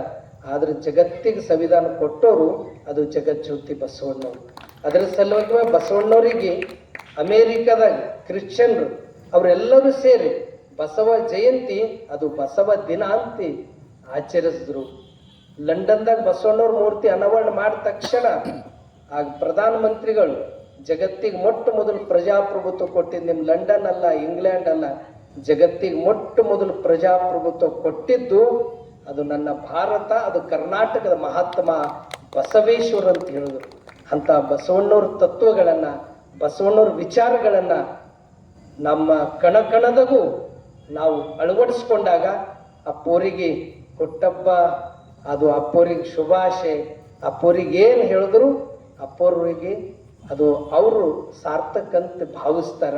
ಹೀಗಾಗಿ ನಾನು ಎಲ್ಲರಿಗೆ ವಿನಂತಿ ಮಾಡಿಕೊಳ್ಳೋದು, ಇಲ್ಲಿ ಯಾರಿಗೂ ಟೀಕೆ ಬೇಡ, ಯಾಕಂದ್ರೆ ಇದು ಹಿಂದಿನ ಹಿಡಿದು ಎಲ್ಲ ಪರಂಪರೆ ಬಂದಿದ್ದದ. ಆದ್ರೆ ಬಸವಣ್ಣವ್ರು ಕೊಟ್ಟಂತ ಮಾರ್ಗ ಇವತ್ತು ಅಮೇರಿಕ ಇರ್ಬೋದು, ಇವತ್ತು ಲಂಡನ್ ಇರ್ಬೋದು, ಅಲ್ಲಿ ಬಸವಣ್ಣವ್ರು ಯಾಕೆ ಕೂಡಬೇಕು? ಬಸವಣ್ಣವರು ಎಲ್ಲ ರಂಗದಲ್ಲಿ ನ್ಯಾಯ ಕೊಟ್ಟಿದ್ದ ಸಲುವಾಗಿ ಬಸವಣ್ಣನವರನ್ನ ಇಡೀ ಪ್ರಪಂಚ ಕೊಂಡಾಡ್ಲತ್ತು. ಇವತ್ತು ಭಾರತ ಕೇಂದ್ರ ಗೌರವದ ಅಂದ್ರ ಅದು ಬೇರೆ ಬೇರೆ ರಾಷ್ಟ್ರದವ್ರು ಭಾರತ ಕಡೆ ನೋಡ್ಲತ್ತಾರಂದ್ರ ಅದಕ್ಕೆ ಮೂಲ ಕಾರಣೀಕರ್ತರೆ ಅದು ಜಗಜ್ಯೋತಿ ಬಸವಣ್ಣವ್ರು.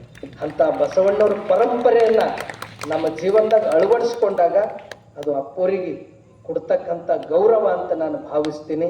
ಯಾಕಂದ್ರೆ ಅಪ್ಪೋರು ಇದಕ್ಕೆ ವಿಶೇಷವಾಗಿ ಇಷ್ಟೆಲ್ಲ ಕಾರ್ಯ ಅಪ್ಪೋರು ಮಾಡ್ಯಾರ. ಅಪ್ಪೋರ ಬಗ್ಗೆ ಅದು ಇದೊಂದು ವಿಸ್ಮಯ ಇದ್ದಂಗೆ ಅಪ್ಪೋರು ಬೆಳೆಸ್ಯಾರ. ಆದ್ರೆ ಇದಕ್ಕೆಲ್ಲಕ್ಕಿಂತ ಏನು ಆ ಸಂದರ್ಭದಾಗ ಏನು 1985 1978 ಆ ಸಂದರ್ಭದಾಗ ಏನು ನಮಗೂ ನಿಮಗೂ ಒಂದು ದೊಡ್ಡ ತವನಿಧಿ ಕೊಟ್ಟಂತ ಕೀರ್ತಿ ಅದು ಡಾಕ್ಟರ್ ಚನ್ನಬಸವ ಪಟ್ಟದೇವರ ಸಂಸ್ಥೆ. ಅಪ್ಪಗಳು ಅವರು ನಡೆ ಪರುಷ, ಅವ್ರ ನುಡಿ ಪರುಷ, ಅವ್ರ ಹಸ್ತ ಪರುಷ, ಅವ್ರು ಎಲ್ಲಿ ಅಪ್ಪೋರು ಚನ್ನಬಸವ ಪಟ್ಟದೇವ್ರ ಪಾದ ಇಟ್ಟಾರೋ ಇಡೀ ಪ್ರಪಂಚನೇ ನೋಡ್ಲತ್ತದ. ಇಲ್ಲದ ಪಾದಯಾತ್ರೆ ಮೂಲಕ ಬಸವ ಕಲ್ಯಾಣಕ್ಕೆ ಹೋಗಿ ಅಲ್ಲಿ ಏನೂ ಇದ್ದಿಲ್ಲ. ಅಂಥ ಸಂದರ್ಭದಲ್ಲಿ ಅನುಭವ ಮಂಟಪ ಅಪ್ಪೋರು ಅದನ್ನ ಅನುಭವ ಮಂಟಪವನ್ನ ಎಲ್ಲರ ಹತ್ತಿರ ದಾಸೋಹ ಸಂಗ್ರಹ ಮಾಡಿ ಅನುಭವ ಮಂಟಪ ಕಟ್ಟಿದ್ರು. ಇವತ್ತು ಪರಮ ಪೂಜ್ಯ ನನ್ನ ಗುರುಗಳು ಡಾಕ್ಟರ್ ಬಸವಲಿಂಗ ಪಟ್ಟದೇವ್ರು ಅವರು ಚನ್ನಬಸವ ಪಟ್ಟದೇವರು ಅನುಭವ ಮಂಟಪ ಎಲ್ಲ ಕಡೆ ಅದ್ರ ಬೆಳಕನ್ನ ತೋರಿಸಿದ್ರು.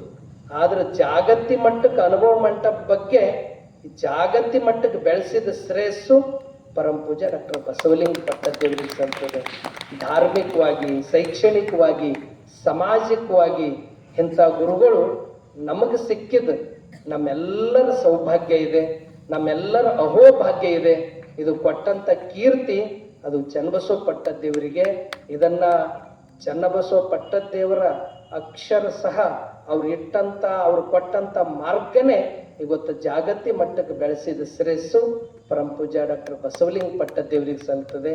ಇವತ್ತು ಅಪೂರ್ವಲ್ಲಿ ಇಲ್ಲೆಲ್ಲ 400 ಮಕ್ಕಳು ಮಠದಾಗಿದ್ದಾರೆ. ಇವರು 7, 8, 9ನೇ ಕ್ಲಾಸ್ ಮಕ್ಕಳು ಅಷ್ಟೇ ಬಂದಾರ, ಉಳಿದವ್ರು ಮಠದಾಗ ಅದಾರ. ಅಂದ್ರೆ ಇವ್ರಿಗೆ ಅನ್ನ, ಆಶ್ರಯ, ಶಿಕ್ಷಣ ಉಚಿತವಾಗಿ ಕೊಡ್ತಾರೆ. ಈಗೇನು ಆ ಭವಾನಿ ಅಂತ ವಿದ್ಯಾರ್ಥಿನಿ ಮಾತಾಡಿದ್ರು, ಬೀದರದಲ್ಲಿ ಅನುಭವ ಮಂಟಪ ಸಂಸ್ಕೃತಿ ವಿದ್ಯಾಲಯ ಅಂತ ಹೆಣ್ಣು ಮಕ್ಕಳಿಗಾಗಿ ಹೆಣ್ಣೊಂದು ಕಲಿತರೆ ಶಾಲೆ ಒಂದು ತೆಗೆದಂತೆ. ಆ ಮಕ್ಕಳು ನಮ್ಗೆ ಎಲ್ಲರಿಗಿಂತ ಚಲೋ ಅವ್ರು ಎಷ್ಟು ಚಲೋ ಮಾತಾಡ್ಲತ್ತಾರ, ಅದಕ್ಕೆ ಎಷ್ಟು ಚಲೋ ಅದ್ರ ಹಿಂದ ಅಪ್ಪೋರ್ದು ಕಳಕಳಿ, ಅವ್ರ ದೂರದೃಷ್ಟಿ ಎಷ್ಟದ.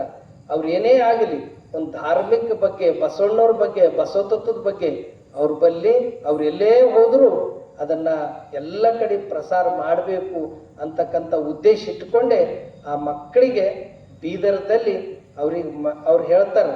ಈಗ ಹೇಳಿದ್ರಲ್ಲ ಶಿವಬಸವ ಮಹಾಸ್ವಾಮಿಗಳು, ಆ ಕಡೆಯಿಂದ ನನಗೆ ನೆನಪೇ ಬಂದಿಲ್ಲ ಅಂತ. ಅಲ್ಲೇನು ಅನುಭವ ಮಂಟಪ ಸಂಸ್ಕೃತಿ ವಿದ್ಯಾಲಯ ಮಕ್ಕಳರ ಅವ್ರು ನನಗೇನೂ ನೆನಪು ಬರಲ್ಲ, ಅಷ್ಟು ಚಲೋ ಅದು ನೋಡ್ಕೊಂಡಂತ ಕೀರ್ತಿ ಪರಮ ಪೂಜ್ಯರಿಗೆ ಸಲ್ತದ ಅಂತಕ್ಕಂಥ ಮಾತು ಆ ಮಕ್ಕಳೆಲ್ಲ ಹೇಳ್ತಾರೆ ಅಂತ ಅಪ್ಪುಗಳು. ಇದು ಹುಟ್ಟಬ್ಬ. ನಿಜಕ್ಕೂ ಇಲ್ಲಿ ಸ್ವಾಮಿಗಳು ಆದವರು ಯಾವ ರೀತಿ ಏನು ಮಾಡ್ಬೇಕಂತಕ್ಕಂಥದ್ದು ಅದು ಚನ್ನಬಸವ ಪಟ್ಟದೇವ್ರು ಒಂದು ಎಲ್ಲರಿಗೊಂದು ದಿಕ್ಸೂಚಿ. ಆದರೆ ಇವತ್ತಿನ ಆಧುನಿಕ ಜಗತ್ತಿಗೆ ಸ್ವಾಮಿಗಳಾದವರು ಪ್ರವಚನ, ಪೂಜೆ, ಪ್ರಾರ್ಥನೆ ಅದನ್ನೂ ಬೇಕು. ಅದ್ರ ಜೊತೆ ಈ ಮಕ್ಕಳಿಗೆ ಅನ್ನ, ಆಶ್ರಯ, ಶಿಕ್ಷಣ ಕೊಡೋದಲ್ಲ, ಇದು ನಿಜವಾದ ಪೂಜೆ ರೀತಿಯಲ್ಲಿ ಅಪ್ಪವರು ಕಾರ್ಯ ಮಾಡ್ತಾ ಇದ್ದಾರೆ. ಇದು ಎಲ್ಲ ಒಂದು ಮಠಾಧೀಶರಿಗೆ ಒಂದು ಮಾದರಿ ಕಾರ್ಯ ಅಪ್ಪಗಳು ಮಾಡ್ತಾ ಇದ್ದಾರೆ. ಅಂತ ಪೂಜ್ಯರಿಗೆ ಬಸವಣ್ಣನವರ ಪೂಜ್ಯ ಚನ್ನಬಸವ ಪಟ್ಟದೇವರು ಅಖಂಡ ಆಶೀರ್ವಾದದಿಂದ ಅವರ ಆಯುಷ್ಯ, ಆರೋಗ್ಯ ಇನ್ನೂ ಹೆಚ್ಚೆಚ್ಚು ಕೊಟ್ಟು ಆ ಬಸವಣ್ಣನವರ ಕೃಪೆಯಿಂದ ಅವರ ಆರೋಗ್ಯ ಚೆನ್ನಾಗಿ ಇಡಬೇಕು ಅಂತಕ್ಕಂಥ ಪ್ರಾರ್ಥನೆಯನ್ನು ಮಾಡಿ, ಇಲ್ಲಿ ಅಲ್ಲಂ ಪ್ರಭುದೇವರ ಕುರಿತು ಪ್ರತಿದಿನ ವಚನ, ಅದು ಬೆಳಗಿನ ವಚನ ಇರ್ಬೋದು, ಆ ವಚನದ ಮತ್ತೆ ಅದರ ಭಾವಾರ್ಥವನ್ನ ಪ್ರತಿದಿನ ಅಪ್ಪರು ಭಾಳ ಚೆನ್ನಾಗಿ ಅದು ಎಲ್ಲರೂ ಹೆಂಗ ತಾಯಿ ಬಂದಾಗ ಮಕ್ಕಳೆಲ್ಲ ಓಡೋಡಿ ಬರ್ತಾವ, ತಾಯಿ ಬರಣಕ್ಕೆ ಕರು ಓಡೋಡಿ ಬರ್ತಾವ, ಹಂಗೆ ನೀವೆಲ್ಲರೂ ಭಕ್ತಿ ಶ್ರದ್ಧೆಯಿಂದ ತಾವು ಪ್ರತಿದಿನ ಬರ್ತಾ ಇದ್ರಿ. ನಿಜಕ್ಕೂ ಇಷ್ಟೆಲ್ಲ ನಿಮ್ಮದಿಂದ ಇದು ಬೆಳಗಿದೆ ಅಂತಕ್ಕಂಥ ಭಾವ ಅಪ್ಪೋರು ನಮ್ಮ ಎಲ್ಲರ ಮೇಲೆ ಆ ಭಾವನೆ ಇದೆ ಅಂತಕ್ಕಂಥ ಮಾತನ್ನು ತಿಳಿಸಿ, ಅಲ್ಲಮ್ಮರು ಬಹುತೇಕ 12 ವರ್ಷ ಬಸವಣ್ಣನವರು ಬಸವಣ್ಣವ್ರು ಈ ಅನುಭವ ಮಂಟಪ ಬಗ್ಗೆ ಇವೆಲ್ಲದ್ರ ಬಗ್ಗೆ ಜಾಗೃತಿ ಮಾಡಿ ಇದಕ್ಕೊಂದು ಸರಿಯಾಗಿ ವೇದಿಕೆ ಕೊಡ್ಬೇಕಂತ 12 ವರ್ಷ ಬಸವಣ್ಣವ್ರು ಕಾಯ್ದರಂತ. ಯಾರ ಸಲುವಾಗಿ? ಅಲ್ಲಮ್ಮರ ಸಲುವಾಗಿ. ಯಾವಾಗ ಅಲ್ಲಮ್ಮ ಪ್ರಭುದೇವ್ರು ಬಂದ್ರು ಅವಾಗ ಬಸವಣ್ಣವ್ರು ಅಂದ್ರು 12 ವರ್ಷದ ಚಿಂತೆ ಇಂದು ನಿಚಿಂತತೆ ಆಯಿತು ಅಂತಕ್ಕಂಥ ಒಂದು ಅಲ್ಲಮ್ಮರು ಬಂದ ಮೇಲೆ ಆ ಅನುಭವ ಮಂಟಪಕ್ಕೆ ಒಂದು ಘನತೆ, ಗೌರವ ಬಂತು. ಯಾಕಂದ್ರೆ ಅಲ್ಲಮ್ಮರು ಎಲ್ಲ ಗೆದ್ದವರು ಅದು ಅಲ್ಲಮ್ಮ ಪ್ರಭುದೇವ್ರು. ಯಾಕ ಮಾಯೆ ಗೆಲ್ಲದು ಸಣ್ಣ ಮಾತಲ್ಲ. ಅದು ಹಣ ಇರ್ಬೋದು, ಸಂಪತ್ತಿರ್ಬೋದು, ಅದು ಒಡವೆ ಏನೇನೋ ಇರ್ತದ, ಅದನ್ನ ಅದು ಗೆಲ್ಲದಲ್ಲ ಸಾಮಾನ್ಯ ಮಾತಲ್ಲ. ಅವೆಲ್ಲವೂ ಗೆದ್ದವ್ರೆ ಅಲ್ಲಮರು. ಮತ್ತೆ ಅಲ್ಲಮರದ ವಚನ ದರ್ಶನವನ್ನ ನಾಳೆ ಸರಿಯಾಗಿ ಸಮಯಕ್ಕೆ ನಡೀತದೆ. ತಾವೆಲ್ಲರೂ ಹೆಚ್ಚಿನ ಸಂಖ್ಯೆಯಲ್ಲಿ ಬಂದು ಕಾರ್ಯಕ್ರಮ ಯಶಸ್ವಿ ಮಾಡ್ತಾ ಇದ್ದೀರಿ. ತಮ್ಮೆಲ್ಲರಿಗೂ ಭಕ್ತಿಪೂರ್ವಕ ಶರಣು ಶರಣಾರ್ಥಿ. ಪರಮ ಪೂಜ್ಯ ಅಪ್ಪಗಳವರಿಗೆ ಅನಂತ ಭಕ್ತಿಯ ಶರಣು ಶರಣಾರ್ಥಿಗಳನ್ನ ತಿಳಿಸ್ತಾ, ಒಳಗೆ ಬಸವ ಬೆಳಕು, ಹೊರಗೆ ಬಸವ ಬದುಕು, ಅದು ಭಾಲ್ಕಿಯ ಹಿರೇಮಠದ್ದು ಅನ್ನುವಂಥ ಮಾತನ್ನ ಈ ಸಂದರ್ಭದಲ್ಲಿ ತಿಳಿಸ್ತಾ ಪೂಜ್ಯ ಅಪ್ಪಗಳವರಿಗೆ ಮತ್ತೊಮ್ಮೆ ತಮ್ಮೆಲ್ಲರ ಭಕ್ತಿಯ ಚಪ್ಪಾಳೆ ಮೂಲಕ ಅನಂತ ಶರಣಾರ್ಥಿಗಳನ್ನ ತಿಳಿಸಿ, ಶರಣಬಂಧುಗಳು, ಇವತ್ತು ಪೂಜ್ಯರ ಹುಟ್ಟುಹಬ್ಬ ಜನ್ಮದಿನ. ಹಾಗಾಗಿ ನಮ್ಮ ಪ್ರವಚನ ಸೇವಾ ಸಮಿತಿಯ ಅಧ್ಯಕ್ಷರಾದಂಥ ನಮ್ಮ ಸ್ವರೂಪ ಬಳತೆಯವರು ಪೂಜ್ಯರ ಜನ್ಮದಿನದ ಪ್ರಯುಕ್ತಾಗಿ ಎಲ್ರಿಗೂ ಸ್ವೀಟ್ ಅನ್ನ ತಂದಿದ್ದಾರೆ. ಈಗ ಮಂಗಲ ತಕ್ಷಣದಲ್ಲಿ ತಾವೆಲ್ಲ ಅದನ್ನ ಸ್ವೀಕರಿಸಿ ಪೂಜ್ಯರ ದರ್ಶನ ಪಡ್ಕೊಂಡು ತಾವೆಲ್ಲ ಮತ್ತೆ ನಾಳೆ ಸರಿಯಾದ ಸಮಯಕ್ಕೆ ಬರಬೇಕಾಗಿ ತಮ್ಮೆಲ್ಲರಲ್ಲಿ ಮನವಿಯನ್ನ ಮಾಡ್ತಾ, ಇದೀಗ ಇವತ್ತಿನ ಈ ಒಂದು ಪ್ರವಚನವನ್ನ ವಚನ ಮಂಗಲದೊಂದಿಗೆ ಮುಕ್ತಾಯಗೊಳಿಸೋಣ. ಬಸವಣ್ಣನೇ ತಾಯಿ, ಬಸವಣ್ಣನೇ ತಂದೆ, ಬಸವಣ್ಣನೇ ಪರಮ ಬಂಧು ಎನಗೆ, ವಸುದೇಶ ಕಪಿಲ ಸಿದ್ಧ ಮಲ್ಲಿಕಾರ್ಜುನ, ನಿಮ್ಮ ಹೆಸರಿಟ್ಟ ಗುರು ಬಸವಣ್ಣನಯ್ಯ.